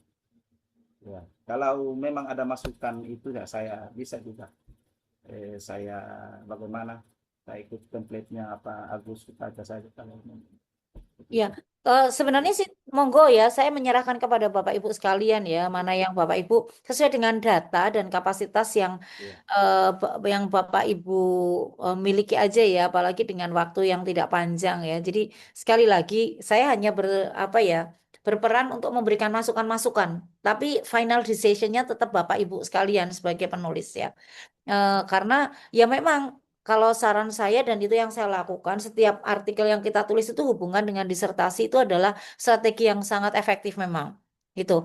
Oleh karena itu, karena tadi saya juga karena melihat ini ya, melihat disertasi Bapak kan juga nanti fokusnya kepada gerakan sosial kan, gerakan sosial Islam. Sehingga memang agar memasukkan Anaim, kalau memang tokohnya mau tetap Abdullahi Anaim, sesuai dengan pembagian yang sudah dilakukan di kelas, maka saya pikir yang akan lebih efektif memang bagaimana melihat konsep-konsep yang ditawarkan Abdullahi Anaim ketika kemudian digunakan untuk memformulasikan gerakan sosial yang ideal, gerakan sosial Islam yang ideal menurut Abdullahi Anaim harus seperti apa. Itu. Cuma menurut saya ini bisa menjadi disertasi sendiri ya. Jadi ini juga bisa jadi kerja keras juga. Tetapi kalau akan lebih mudah lagi, tadi tawaran saya kalau ingin lebih mudah lagi adalah sebelum menulis tentang bagaimana gerakan sosial Islam ala ala ala Abdul Hayy An-Naim, mungkin bisa melihat dulu kontroversi pemikirannya Abdul Hayy An-Naim gitu. Tapi sekali lagi, monggo eh, tergantung Pak Abdul sendiri ya, bagaimana nanti memutuskan lah ya. Seperti saran saya sebelumnya juga akan lebih baik kalau Bapak Ibu nanti juga menulisnya bersama-sama. Pak Agus nanti menulis bareng juga dengan Pak Habibie, misalnya Pak Habibie dengan Pak Agus, sehingga nanti Bapak Ibu punya artikel banyak di kelas ini, paling tidak 2 atau 3 artikel setelah lulus dari kelas ini gitu. Karena ada tulisan yang ditulis bersama-sama, walaupun Bapak Ibu mungkin di tulisan teman yang lain menjadi author ketiga, tapi kan tetap aja punya ownership gitu terhadap artikel itu dan tetap bisa masuk ke dalam CV bahwa Bapak Ibu itu punya tulisan ini meskipun bukan first author nggak masalah. Nanti first authornya adalah tulisan Bapak Ibu sendiri. Maka yang paling mudah seperti itu Pak Abdul kalau mau memanfaatkan apa ya istilahnya ya, memanfaatkan template yang sudah ada yang tinggal diikuti, yang ikuti Pak Agus misalnya. Itu. Tapi kalau Bapak juga punya data yang cukup untuk menulis bagaimana gerakan sosial, misalnya Bapak sudah punya data tentang gerakan sosial Islam, ya sudah pakai aja misalnya konsep-konsepnya Abdul Hayy An-Naim untuk melihat ini tentang gerakan sosial Islam, formatnya seperti apa kalau merujuk pada pemikiran-pemikirannya Abdul Hayy An-Naim tadi tentang misalnya tentang nalarnya, tentang warga negara gitu tadi ya, atau eh, konsep-konsepnya tentang Islam yang harus rasional gitu, yang harus bicara tentang HAM, harus bicara tentang isu-isu yang berkaitan dengan mereka yang berbeda gitu, tentang apa menjaga otentisitas negara dengan mengeluarkannya dari dari ranah negara misalnya. Kalau begitu yang namanya gerakan sosial itu ya mestinya gerakan sosial yang mengakar gitu kepada isu-isu HAM misalnya loh ya. Misalnya karena kan dia punya konsep tentang nalar kewarganegaraan dan gerakan sosial Islam itu tidak bisa terpisah dari misalnya isu-isu HAM universal. Dugaan saya dia akan ngomong begitu pasti. Dan itu mudah karena hampir semua kalau saya amati hampir semua pemikir Islam kontemporer itu pasti dia mempunyai concern tentang bagaimana kalau tadi dalam bahasanya Pak Agus itu mengobjektivasi norma Islam bukan hanya diskursif, tapi bagaimana Islam bisa diterapkan dalam sebuah eh, realitas empiris gitu di masyarakat. Bagaimana Islam itu bisa memecahkan masalah solutif lah, solutif gitu, praktis dipraktekkan di masyarakat sebagai solusi dalam kehidupan sehari-hari, solusi yang bisa menjembatani kalau Abdul Hayy An-Naim menjembatani problem Islam ketika berhadapan dengan isu HAM global, misalnya kayak gitu. Jadi dugaan saya dia pasti akan menolak ya eh, gerakan-gerakan Islam dalam tanda petik itu yang ingin menjadikan negara ini berbasis agama gitu. Karena konsep dia tentang Islam tentang negara sekuler gitu.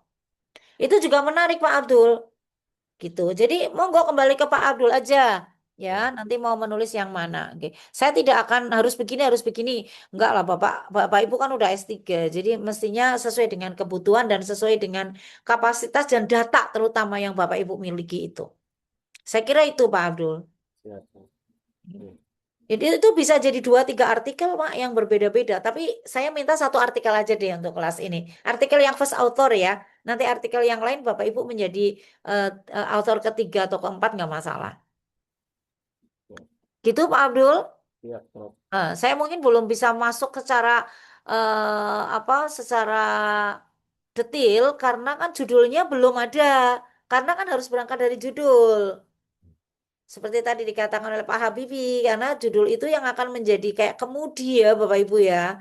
Karena di situ kita temukan objek formal, di judul itu kita temukan objek material, di judul itu kita temukan konteks. Dari situlah nanti kita bisa membreakdown gitu. Intronya harus seperti apa, kemudian tujuannya apa, itu harus terlihat di judul. Nah, Bapak kan belum ada judulnya.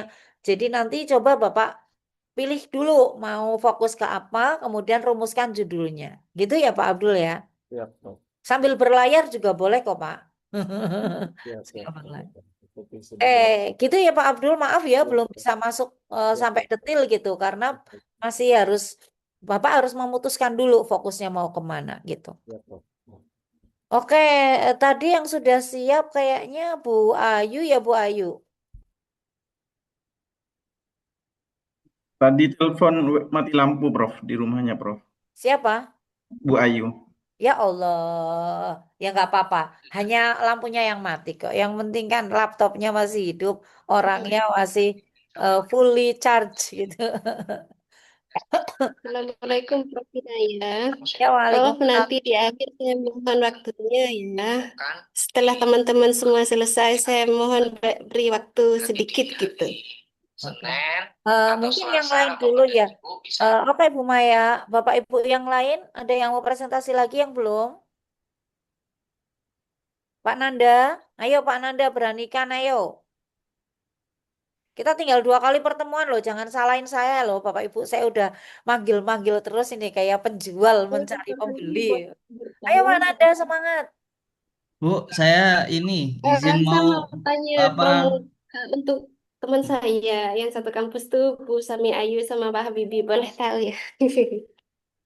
Oh iya iya iya iya. Ini silakan yang di screenshot terlebih dahulu. Oh iya, Pak boleh boleh ya. dibantu. Oh saya mute ya, lupa di mute itu Bu Maya. Oke, silakan Pak Nanda. Ini Prof, izin untuk apa? Konsultasi masalah judul dulu nanti saya kerjakan setelah ini Prof. Karena Oke, boleh, kemarin tuh boleh. nggih. Silakan, silakan, silakan di share. Ini Prof, kalau kalau apa namanya? Disertasi yang saya ajukan kan rekonstruksi hukum gadai emas berbasis makosid syariah khusus. Hmm. Analisis integrasi akad pada perbankan syariah. Kemudian kemarin saya memilih tokoh Jasar Auda. Dari situ saya mengambil salah satu pemikiran beliau itu yang tentang teo teologi. Sebentar, Prof. Saya kok jadi anu, orientasi ke bertujuan, Prof. Orientasi ke bertujuan. Jadi judul dari eh, apa jurnal yang ingin saya tulis purposefulness pada gadai emas di perbankan syariah gitu, Prof. Nah, sementara kalau dari yang saya amati sepertinya sudah mendekati benar, Prof. Tapi saya minta arahannya. Niku, Prof. Ya, oke. Memang kalau Yasir Aude itu kan ada 6 fitur ya. Beliau itu menawarkan tentang 6 fitur untuk bisa menggali makosidus syariah kan gitu. Nah, Nggih. mungkin kalau hanya 1 fitur, oh Pak, nanti saya mintakan izin ke mahasiswa yang menulis tesisnya tentang dia menggunakan teori Yasir Auda untuk menganalisis tentang em, bayi tabung. Hmm, Wah, itu pas banget itu jenengan cocok banget itu. Cuma bedanya gade emas gitu aja. Nah, nanti nggih. mungkin dari situ juga punya gambaran tentang anu ya, gambaran tentang artikel apa yang akan ditulis gitu. Tapi saya setuju jenengan fokus ke Yasser Auda aja untuk artikelnya. Nggih. Berarti kalau judul saya tentang teleologi atau purposefulness pada gadai emas di perbankan syariah niku sudah sesuai napa pripun, Prof? Nah, Atau mungkin persoalannya itu nanti akan menjadi bagian dari disertasi yang akan betul-betul ada seperti itu kan. Karena purposeness itu kan salah satu dari fitur dia kan. Kan ada 6 betul, kok. Jadi betul. dari 6 itu kan saling terkait satu sama lain. Nah, pasti jenengan nanti akan menulis itu di disertasi. Jangan sampai self plagiarism juga. Ini Hmm, Bapak-bapak, ibu-ibu juga harus hati-hati ya karena nanti bisa jadi self plagiarism juga. Jadi jangan sampai menulis dagingnya gitu.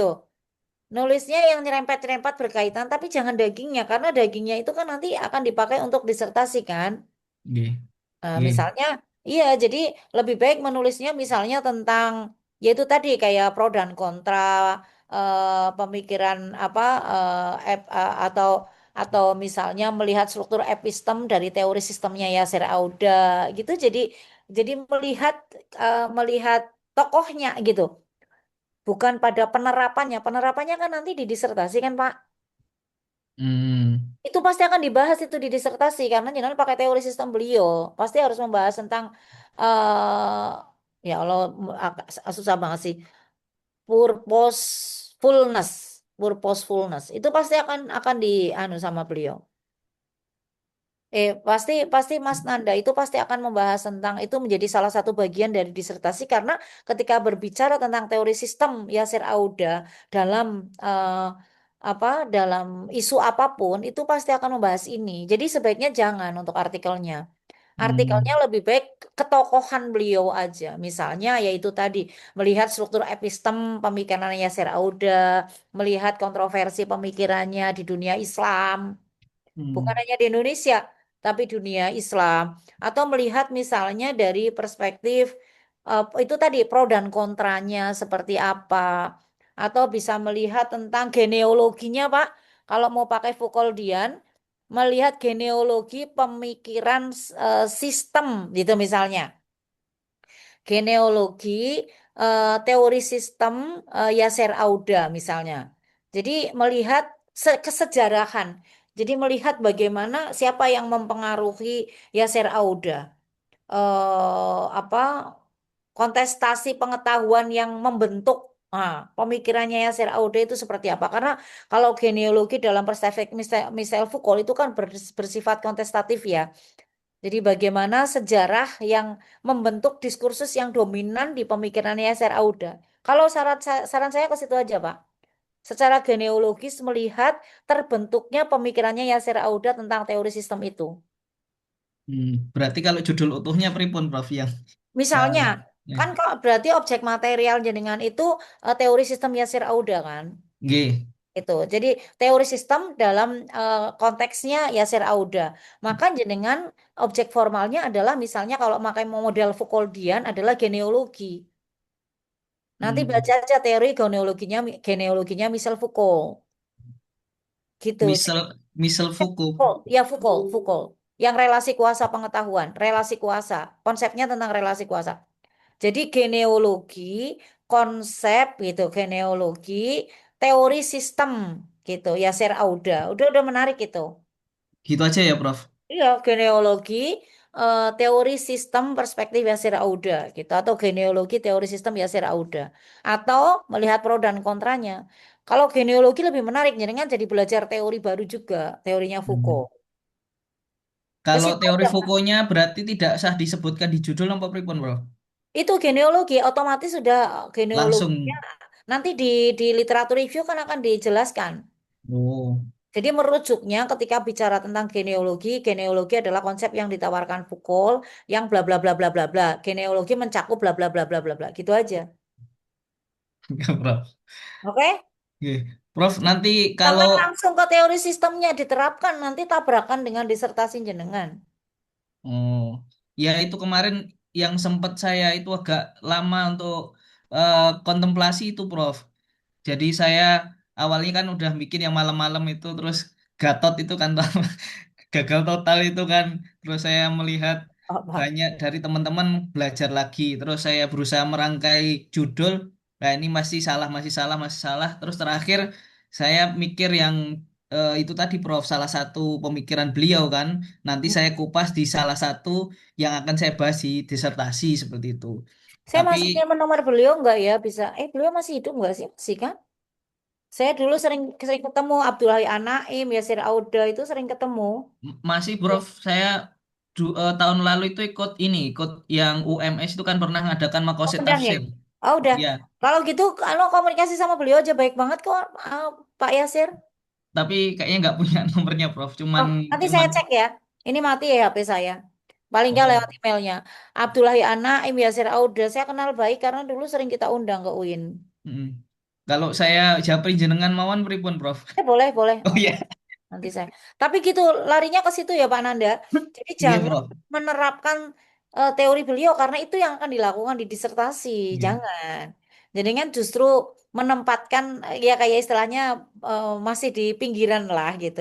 Bicara tentang Yasser Auda tapi di pinggirannya lah melihat genealogi pemikirannya, melihat kontroversinya, melihat pro dan kontranya, melihat mungkin penerimaan di Indonesia dan Malaysia misalnya membandingkan di dua negara bagaimana kontroversinya gitu kan udah bisa jadi Scopus itu nanti karena Oh, membandingkan dua negara atau bukan hanya di Indonesia gitu. Jadi bisa menjadi global isu global. nggih, Prof. Matur suwun, Prof. Izin nanti saya japri ya, Prof. Oke, oke. Oke ya Pak Nanda ya, sip. Bungkus Nggih, ya. Bapak nggih. Ibu yang belum nulis, yang lain, Bu Romi sudah kembali. Prof, izin Prof.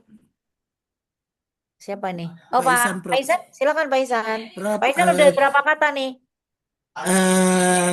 kata terakhir ini masih sekitar 2.700 Prof, tapi belum, Kurang. iya Prof, Harusnya udah belum 5.000 belum kayak Pak masuk. Agus. Ya Prof, itu masih review literaturnya sama metode yang belum pembahasan hasil dan kesimpulan Prof. Jadi ada 3 poin lagi yang mau di jenjang berikutnya Prof. Segera Rizal ya Pak, segera ke Rizal Siap ya. Prof.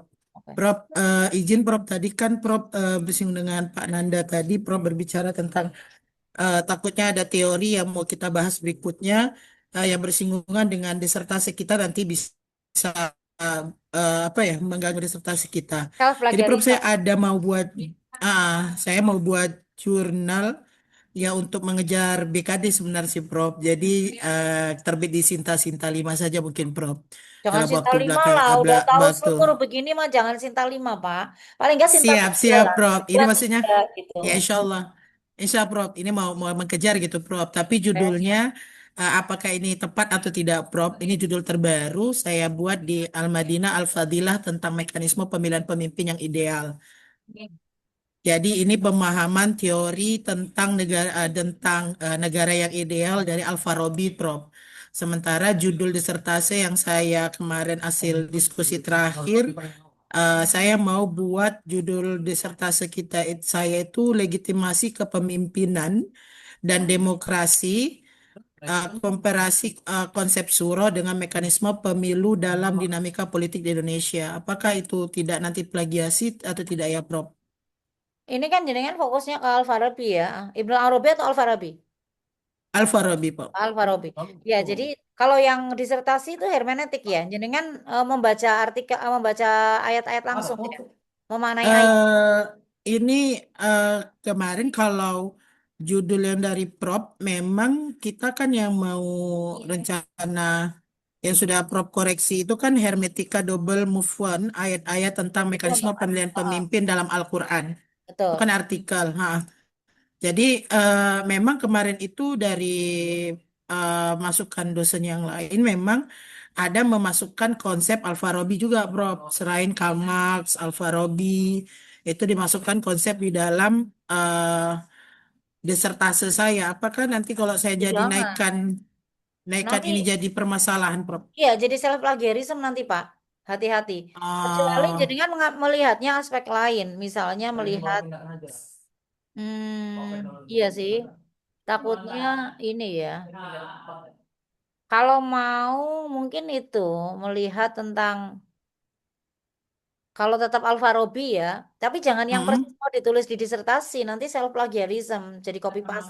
Dia bukan berarti jangan teori utamanya berarti ya, Prof ya. Jangan teori utamanya, misalnya tentang Al-Farabi Hmm. tapi pandangannya misalnya tentang eh, konsepnya tentang bagaimana apa ya misalnya struktur epistem, misalnya melihat struktur epistem karena kan hanya jurnal Sinta 3 ya. Melihat Iya, struktur insya Allah, Prof. epistemnya Al-Farabi dalam misalnya memahami eh, dalam memproduksi pemahaman tentang Islam. Jadi melihat struktur epistemnya aja.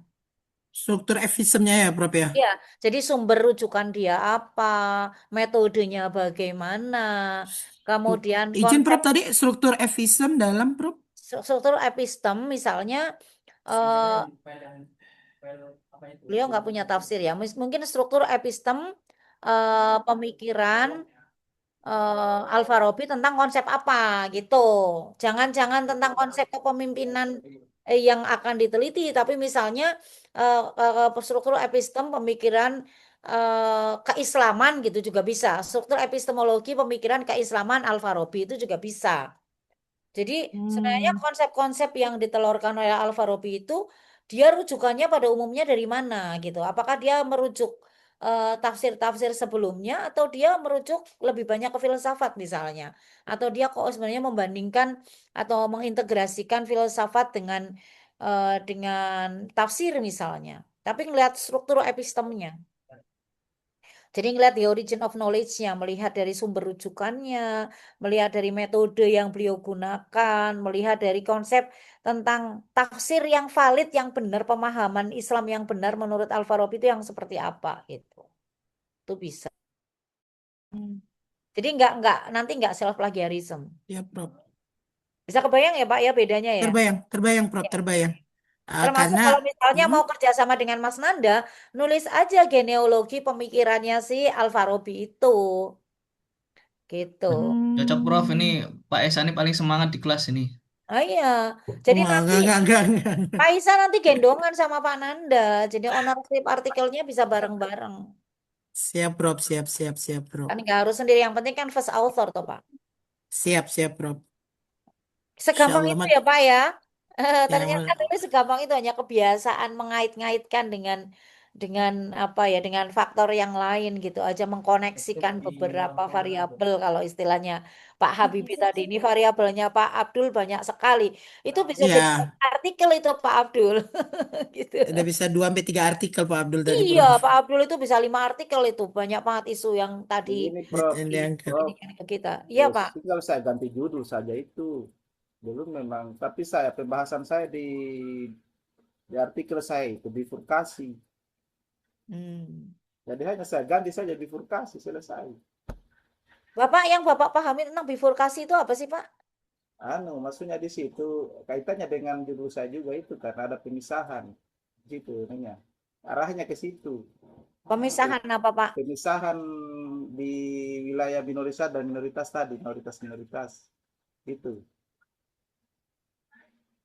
Nanti saya coba ya, Pak, pelajari teori istilah bifurkasi. Itu masukan dari Prof. Mutakin itu, Prof. Bifurkasi ini teori apa ya? Teori apakah di studi agama, apa teori sosial, apa teori bifurkasi? Kayak jalan tengah dia, kayak jalan tengah. Kayak itu, moderat. Kagak mirip-mirip begitu dia. Coba, saya tanya ke AI coba. Begitu kayaknya itu. Ada pemisahan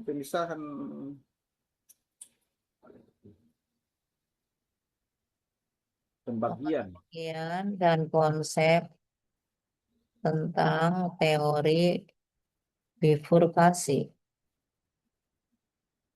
Masukannya Pak Prof. Mutakin ini. Kalau ya Bapak pelajari aja, kalau menurut Bapak kurang tepat diganti juga nggak apa-apa, Pak. Judulnya hanya Bu Prof. Apa?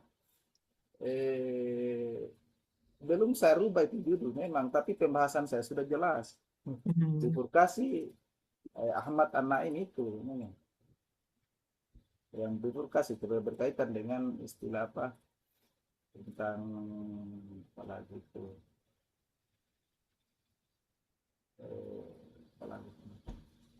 Teori ini dapat dipahami melalui dua lensa utama, lensa ilmu eksakta dan lensa ilmu sosial. Teori bifurkasi dalam matematika dan sistem dinamis ini kita enggak. Teori bifurkasi dalam ilmu sosial dan humaniora. Merujuk pada proses pemisahan, keterbelahan, polarisasi sebuah sistem budaya, sosial, atau institusi ke dalam cabang yang saling berbeda dan seringkali tidak terhubung satu sama lain. Bifurkasi pendidikan. Di situ, Prof. Ada pemisahan sedikit, tapi arahnya tidak. Maksudnya yang sampai tidak pakai. Ya kalau begitu jenengan, kalau mau pakai teori ini untuk dihubungkan dengan Abdullah An-Naim, dia itu kan misalnya bifurkasi ruang publik dan privat, Pak. Karena dia kan memisahkan antara ruang negara dengan ruang ruang agama kan. Bagus, Prof. Apa? Bifurkasi ruang publik dan privat. Bifurkasi ruang publik dan privat. baru Prof. Jadi karena kalau dia nanti bawa agama itu ya di ruang privat gitu, jangan didesakralisasi dibawa ke ruang agama karena menjadikan agama menjadi mengalami mengalami distorsi kan. Makanya kan konsep dia kan negara sekuler.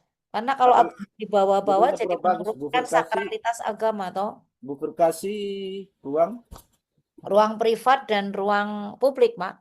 ya privat ya dan ruang publik. Nah, nanti tinggal jenengan bentuk dari bifurkasinya seperti apa. Jadi bentuk Ya. pertama antara ruang negara dengan ruang agama. Yang kedua mungkin antara ruang misalnya ya nanti ditemukan dalam pemikirannya Abdullah An-Naim bentuk-bentuk bifurkasinya apa saja gitu aja juga Ya, boleh. Prof. Ya, terima kasih, Prof. Oke, jadi bifurkasi itu bukan teori, Pak. Itu istilah ternyata Pak Habibie tadi Pak Habibie yang nanya. Saya tanya ke ini tadi. Saya tanya ke ke Gemini. Pemisahan. Kesimpulannya dia bukan teori. Dalam teori. matematika ini memang lebih dikenal di di ilmu eksak. Sistem dinamis kehilangan keseimbangannya dan bercabang pada satu titik kritis, maka dalam ilmu sosial teori digunakan sebagai alat bantu untuk membedah bagaimana masyarakat, sistem hukum, dan pola pikir manusia terbelah menjadi dunia yang berbeda seperti tradisional versus modern, sekuler versus religius gitu. Nah, berarti nanti bentuk-bentuk bifurkasi yang ditawarkan oleh Abdullah An-Naim. Makanya saya angkat judul itu, Prof. Untuk disertasi saya itu. Makanya diambil tengah-tengah itu supaya bisa ada pemisahan, cuman arahnya jelas, tetap arahnya nanti di hasil akhirnya nanti tetap Islam berkemajuan. Hasil dari disertasi Tapi saya. harus dibedain ya Pak antara dakwah dengan riset ya. Kalau udah kan keyakinan dari awal, kalau nanti menghambat riset loh. Prof, kalau di minoritas tadi kan saya filantropi saya bahas inklusif dia. Tapi kalau di wilayah mayoritas kan lebih keterangan tauhidnya, dinamisasinya, purifikasi dan dinamisasinya ini yang saya lebih condong ke situ kalau di wilayah minoritas. Kalau di mayoritas purifikasinya di situ arahannya, Prof. Ya, silakan aja Pak. Ya, Prof. Mungkin kalau untuk disertasi perlu kerangka teori sih ya, karena bifurkasi ternyata bukan teori kan. Ya, Ini bukan teori. Ya. Jadi Bapak perlu pisau untuk menganalisis nanti. Siap. Oke, silakan Bu Maya. Sebelum kita tutup, Bu Maya, monggo. Baik. Prof, saya izin share screen. Oke. Pak Agus.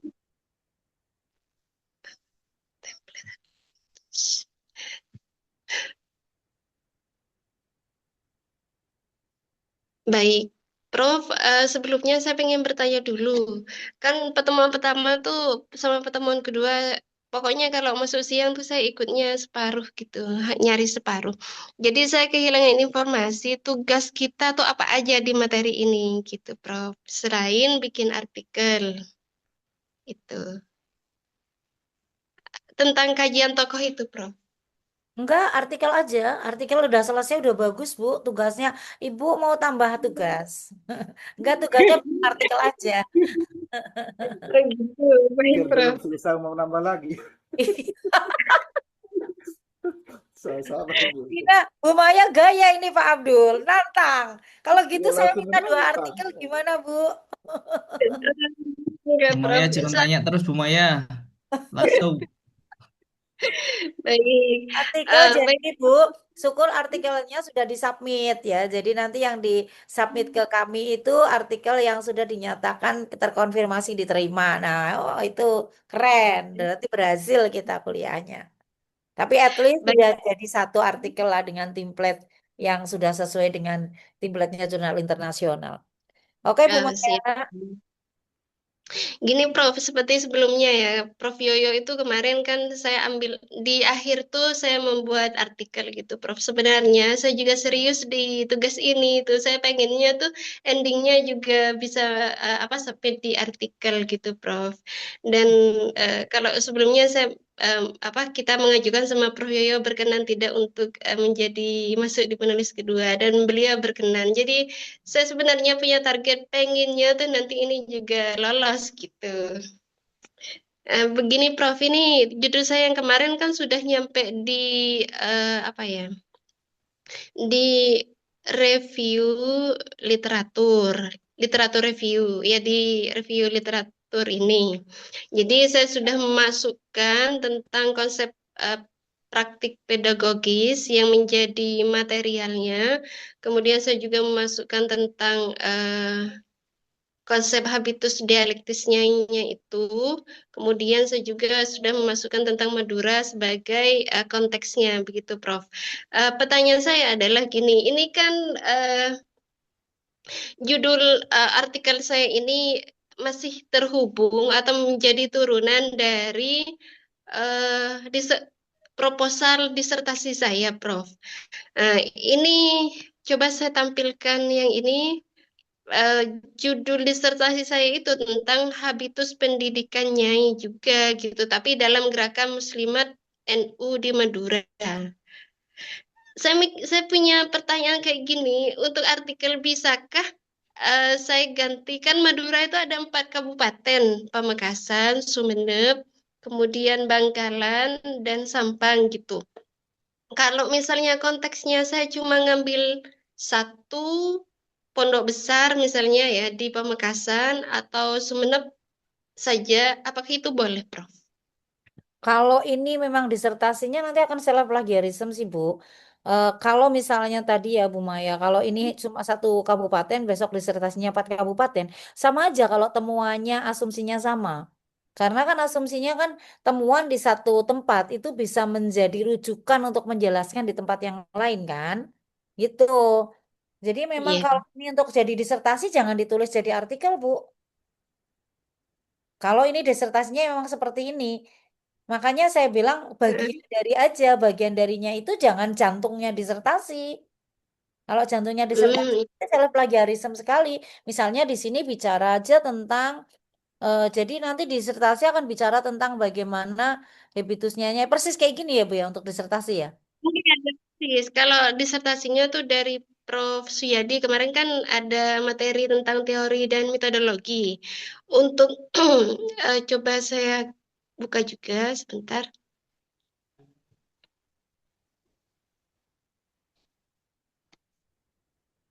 Untuk disertasinya ini Prof.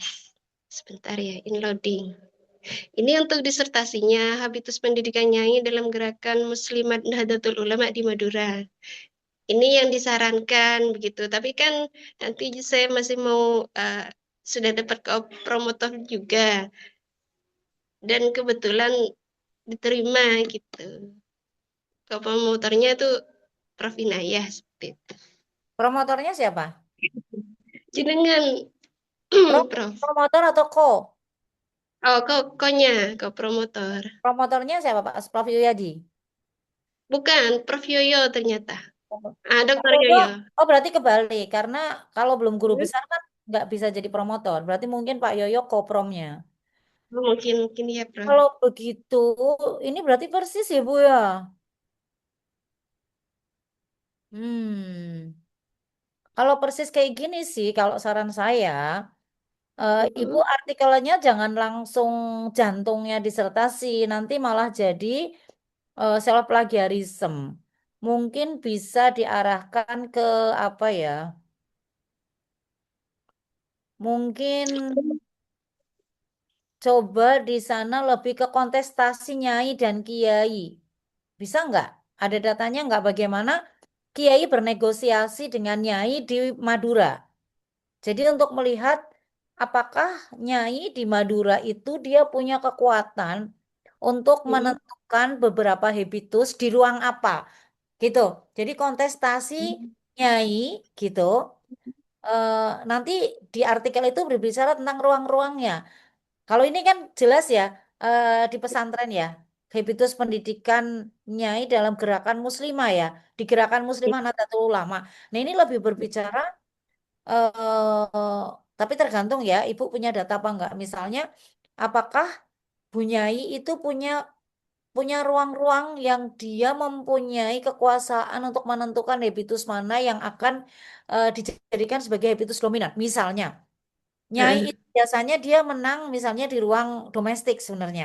Jadi yang mengatur kapan kiai mau ngisi di mana, yang mengatur akan mengisi apa, misalnya loh. Termasuk anaknya mau sekolah di mana misalnya. Nah, itu kan ruang-ruang yang sebenarnya menunjukkan bahwa nyai itu punya kekuasaan di situ. Atau pakai teori agensi.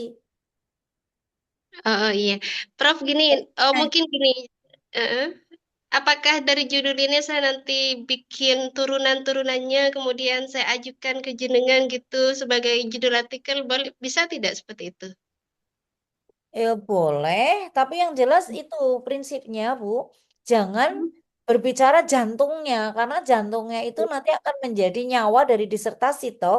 Kalau itu ditulis di paper, nanti jadi self plagiarism, akan diulang, kan nggak boleh. Ngopi paste artikelnya di copy menjadi bagian dari disertasi gitu ya. Tetapi bagian maksud saya itu adalah nyerempet lah ya, misalnya konteksnya sama, nanti memperkuat jadi nanti tulisan kita dirujuk menjadi rujukan, tapi bukan menjadi bagian penuh gitu, bukan bagian penuh, tapi bahwa itu nanti akan dirujuk, jadi kita akan merujuk tulisan kita juga, bukan self plagiarisme dalam arti persis ya plek ketiplek gitu artikelnya menjadi bab 3 gitu kan nggak boleh, tapi menjadi rujukan gitu.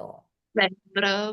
Nanti saya lagi, saya baca lagi, saya pelajari lagi tentang judul untuk artikel ini. Saya sudah punya big datanya tentang ibunya ini, jadi eh, insya Allah saya bisa untuk merubah ini gitu. Oh ya udah, nanti Ini Prof, cari aja yang kira-kira tidak akan dibahas di disertasi secara utuh gitu, ya. Oh Tapi iya, berkaitan, tapi tidak menjadi inti dari isinya disertasi gitu, Bu Maya, ya kan? siap. Iya. Oke, termasuk misalnya, apa ya, misalnya ruang, ya sebenarnya bicara agensi nyai aja udah beda loh Bu. Misalnya melihat bahwa nyai di Madura yang dikenal di dalam berbagai tulisan Madura itu kan patriark. Tapi ternyata bicara tentang nyai mereka sangat powerful loh gitu loh. Mereka punya agensi. Bagaimana mereka mengoperasionalisasikan agensinya terlihat di mana? Di ruang keluarga, di ruang misalnya di ruang-ruang ekonomi, di pasar, di ruang apa gitu misalnya. Siap, Prof. Jadi saya ambil agensinya saja untuk Ya, artikel. ya. Berarti agensi nyai aja. Siap, Prof. Hmm, Udah bisa kebayang Prof, ya, Umaya ya? iya sudah. Prof, jadi gimana ya, Prof, untuk kedepannya? Apakah saya mau nunggu minggu depan untuk konsultasi atau bisa di grup gitu, Prof? Biar saya bisa terus jalan seperti itu. Boleh di grup juga boleh. Konsultasi untuk yang artikelnya. Iya, Yang penting judulnya aja kayak Pak Nanda. Kalau judulnya sudah oke kan tinggal lari sendiri tau Bapak Ibu tau. iya. siap, siap, Prof, siap, izin Prof. menyampaikan juga, Prof. Ya, Kemarin itu silakan. kan kita diminta untuk mengumpulkan judul sama Pak Fandi. Hmm, Begitu pula nama dan juga usulan promotor dan hmm. co-promotor. Em, dan kata Pak Fandi mungkin hari ini akan diumumkan itu, Prof, untuk di Oke. ACC atau tidaknya. Oh ya. Barangkali nanti kalau memang sudah benar-benar di ACC, eh, saya atau teman-teman juga bisa konsultasi untuk apa judul artikel yang punya irisan ke Ya, ini ke disertasi itu, Prof. ya betul betul betul betul sekali. Hmm. Ya silakan Bu Maya, kalau Bu Maya promotornya jelas saya nanti ikut aja, saya punya malam di mana teman-teman yang saya bimbing itu mereka diskusi tentang disertasinya. Mungkin nanti malam atau ya nanti saya cek lagi ya. Oh Kopdar iya. atau ke online, Prof? Online. Mereka Oh, ada di berbagai daerah, pasti online itu. Oh gitu. kalau mau Gini, mau sowan jenengan itu harus kemana, Prof? Boleh, boleh kemana aja, boleh ke rumah, boleh ke kampus juga boleh. Ke rumah aja Oh. Mas Nanda. Oke, Prof. Nanti kalau saya jelas dapat jenengan langsung sowan malah lebih enak tuh, Ya, Prof. oke, oke, oh, nggak Oke. masalah. Yang Matur penting suwun, cepat Prof. selesai. Sama-sama. Oke ya Bapak Ibu ya. Udah nggak sadar kita udah 2 jam loh ini. Mudah-mudahan semakin tercerahkan. Jadi jangan khawatir artikel ini sangat sederhana karena hanya butuh 9 paragraf. Tapi kalau Bapak Ibu deal, Bapak Ibu goal, bisa disubmit, diterima untuk menulis artikel ini, pasti akan semakin pede menulis disertasi karena udah tahu bagaimana menulis paragraf, bagaimana menghubungkan ide utama gitu ya, pesan itu dengan struktur dari sebuah tulisan, merumuskan tujuannya. Jadi nanti disertasi jadi terasa mudah insya Allah. Gitu ya Bapak Ibu ya. Oke, dan Iya bisa betul. bisa diskusi dengan teman-temannya ya Bapak Ibu. Kayak tadi kan juga sudah bisa saling memberikan masukan. Jadi saya kira Bapak Ibu kalau saran saya punya halakoh di luar ini dengan teman-teman gitu. Jadi bisa saling menguatkan. Gitu ya Oke. Bapak Ibu ya. Semangat ya Bapak Ibu. Oke, matur Oke, suwun, sampai ketemu Prof. lagi. Bapak Ibu jaga kesehatan. Insya Allah kita ketemu lagi hari Selasa malam dan hari Jumat 2 kali lagi. Oke ya Bapak Ibu ya, semangat ya. Assalamualaikum warahmatullahi wabarakatuh. Waalaikumsalam Waalaikumsalam warahmatullahi warahmatullahi Tidak ada yang wabarakatuh. sulit. wabarakatuh. Menulis itu Matur nuwun, mudah Prof. Bapak Ibu. Oke, Siap, ya Prof. assalamualaikum. Ya. Ketemu Wah, lagi dari di jauh halakoh, nih, Prof. Prof. Dari jauh. Bapak Ibu, barusan saya ikut kegiatannya Dr. Fandi. Jadi saya mau bagi info ya sedikit. Dari Kan Dr. Fandi barusan ada kegiatan sama semester yang lebih tinggi dari awal lebih kita gitu. Kayaknya nanti malam tuh Dr. Fandi mau sama kita ya, mau ada halak apa ya, Hal- kayak eh, Zoom. kayak mau iya Zoom itu. Terus ya itu nanti malam insya Allah begitu. Itu Bu Maya kalau udah keterima itu berarti tadi tanya atau dikasih kabar, Bu? Saya tanya tadi, saya tanya dokter gitu, saya kok promotornya siapa sama koknya? Oh, sampean Prof Inaya sama Prof Dokter Yoyo gitu katanya. Terus saya juga tanya teman saya gitu, itu. Terus kalau judulnya udah fix itu atau ada revisi lagi, Bu? Oh, kalau judul saya kan sebelumnya bukan ini, garis besarnya memang habitus, tapi bawahnya kan direvisi. Terus kata beliau, oh gak apa-apa, cuma revisi sedikit variabelnya, gak apa-apa, tetap apa promotornya dan KO-nya tetap Prof Inaya sama Dokter Yoyo gitu. Pak Dina. Sebenarnya saya sama sampean senasib, Pak. Soalnya kan ya kita juga sama-sama meraba-raba gitu, sama-sama meraba-raba. Cuman kita kan dari kemarin kan satu mata kuliah kan banyak profesor, ada yang 2, yang 3. Jadi masukan dari beliau-beliau itu yang memang menurut kita sudah pakem, kemudian ada lagi tambahan seperti ini, kita buyar gitu loh. Sama sih yang sampean rasakan tuh sama seperti saya. Cuman optimisnya kan tetap kita ini apa yang penting ya concernnya nggak apa kayak gitu. Gimana Mas Ustadz, gimana Mas Ustadz? Mas Nanda? Sama saya, Pak. Saya kemarin malam kan udah salah semua itu. Makanya kan saya bilang gatot tadi, gagal total kan. Nah, akhirnya saya mikir lagi ngajukan judul ini. Intinya gini Pak Dina, kalau saran saya, ikutin aja apa kata beliau. Yang penting secara apa inti nggak keluar dari pembahasan gitu. betul itu. Betul. Heeh. Saya Saya karena saya ini salah berarti judul. percobaan ketiga Pak. Judul saya ini. Oh, saya ganti Mas Ustadz berapa kali udah judul ini ganti Ya, ini. Masih kalau saya udah sesuai masih. Bro, Cuman kan saya itu diminta ganti sekali langsung ya gitu. Saya belum ada judulnya saya itu. sama. Gimana Saya juga belum saklek mau ngambil yang apa sih sebenarnya. Cuman ya ayo tetap maju gitu. Jadi tinggal kasih masuk judul ini. tapi saya WA sampean lihat ya. Bu Maya itu kalau ada linknya ataupun daftarnya boleh atau kirim di grup kita biar ada bayangan. Oh, gini saya tadi screenshot ya sedikit, tapi nggak tahu masuk semua apa tidak. Coba saya Nggak kirim apa-apa. ya. Kirim di grup. Ya. Nanti biar kalau ke Prof Inayah itu kita nggak ini lagi ganti judul artikel kan. Tadi saya kan udah ganti nih. Ntar tiba-tiba ada revisi dari Prodi ganti lagi nanti Ganti artikel lagi. saya. Berarti tidak selesai Tapi ganti-ganti terus. sebenarnya ganti-ganti itu dapat ilmu baru, kan? Oke. Oke, ketemu lagi jam 4 ya insya Allah ya. Mana-mana yang Materi apa? penting saling support. Cuman saya ini yang sekarang Prof Inaya itu dikasih apa sama Pak Dokter kok nggak terlalu powerful gitu. Karena dipinjemin Zoom meetingnya. Zoom meetingnya. Ya, Zoom-nya. kalau saya sama Mas Memo, waduh, bukan main itu. Ada apa ini dengan Pak Dokter ini? Perlu niru Tengok itu Pak Dokter. Mas Memo hari ini aja nggak masuk dia, tengok Mas Memo nggak masuk dia hari ini. Kemarin Iya. waktu diusulkan Kalau ganti judul kan saya giliran langsung iya gitu ya. Template-nya giliran gini saya iya sama gitu. Mas Memo, aduh, Tinggal mengikuti diantar aja. baku itu. Oke, Oke. makasih. Ya, Lanjut ya. jam setengah Habis ini apa? Dengan siapa? Prof Nur. Muhammadiyah Etik kayaknya, Prof. Bukan ini apa studi Quran. Studi Quran. Ganti Oh iya, Prof iya. Mardiano. Siap. Oh ya. Di grup ya, lihat di grup. Kok Oke, kalau yuk terima kasih teman-teman. Ya, Assalamualaikum ya, warahmatullahi ya. wabarakatuh. Ya, ya.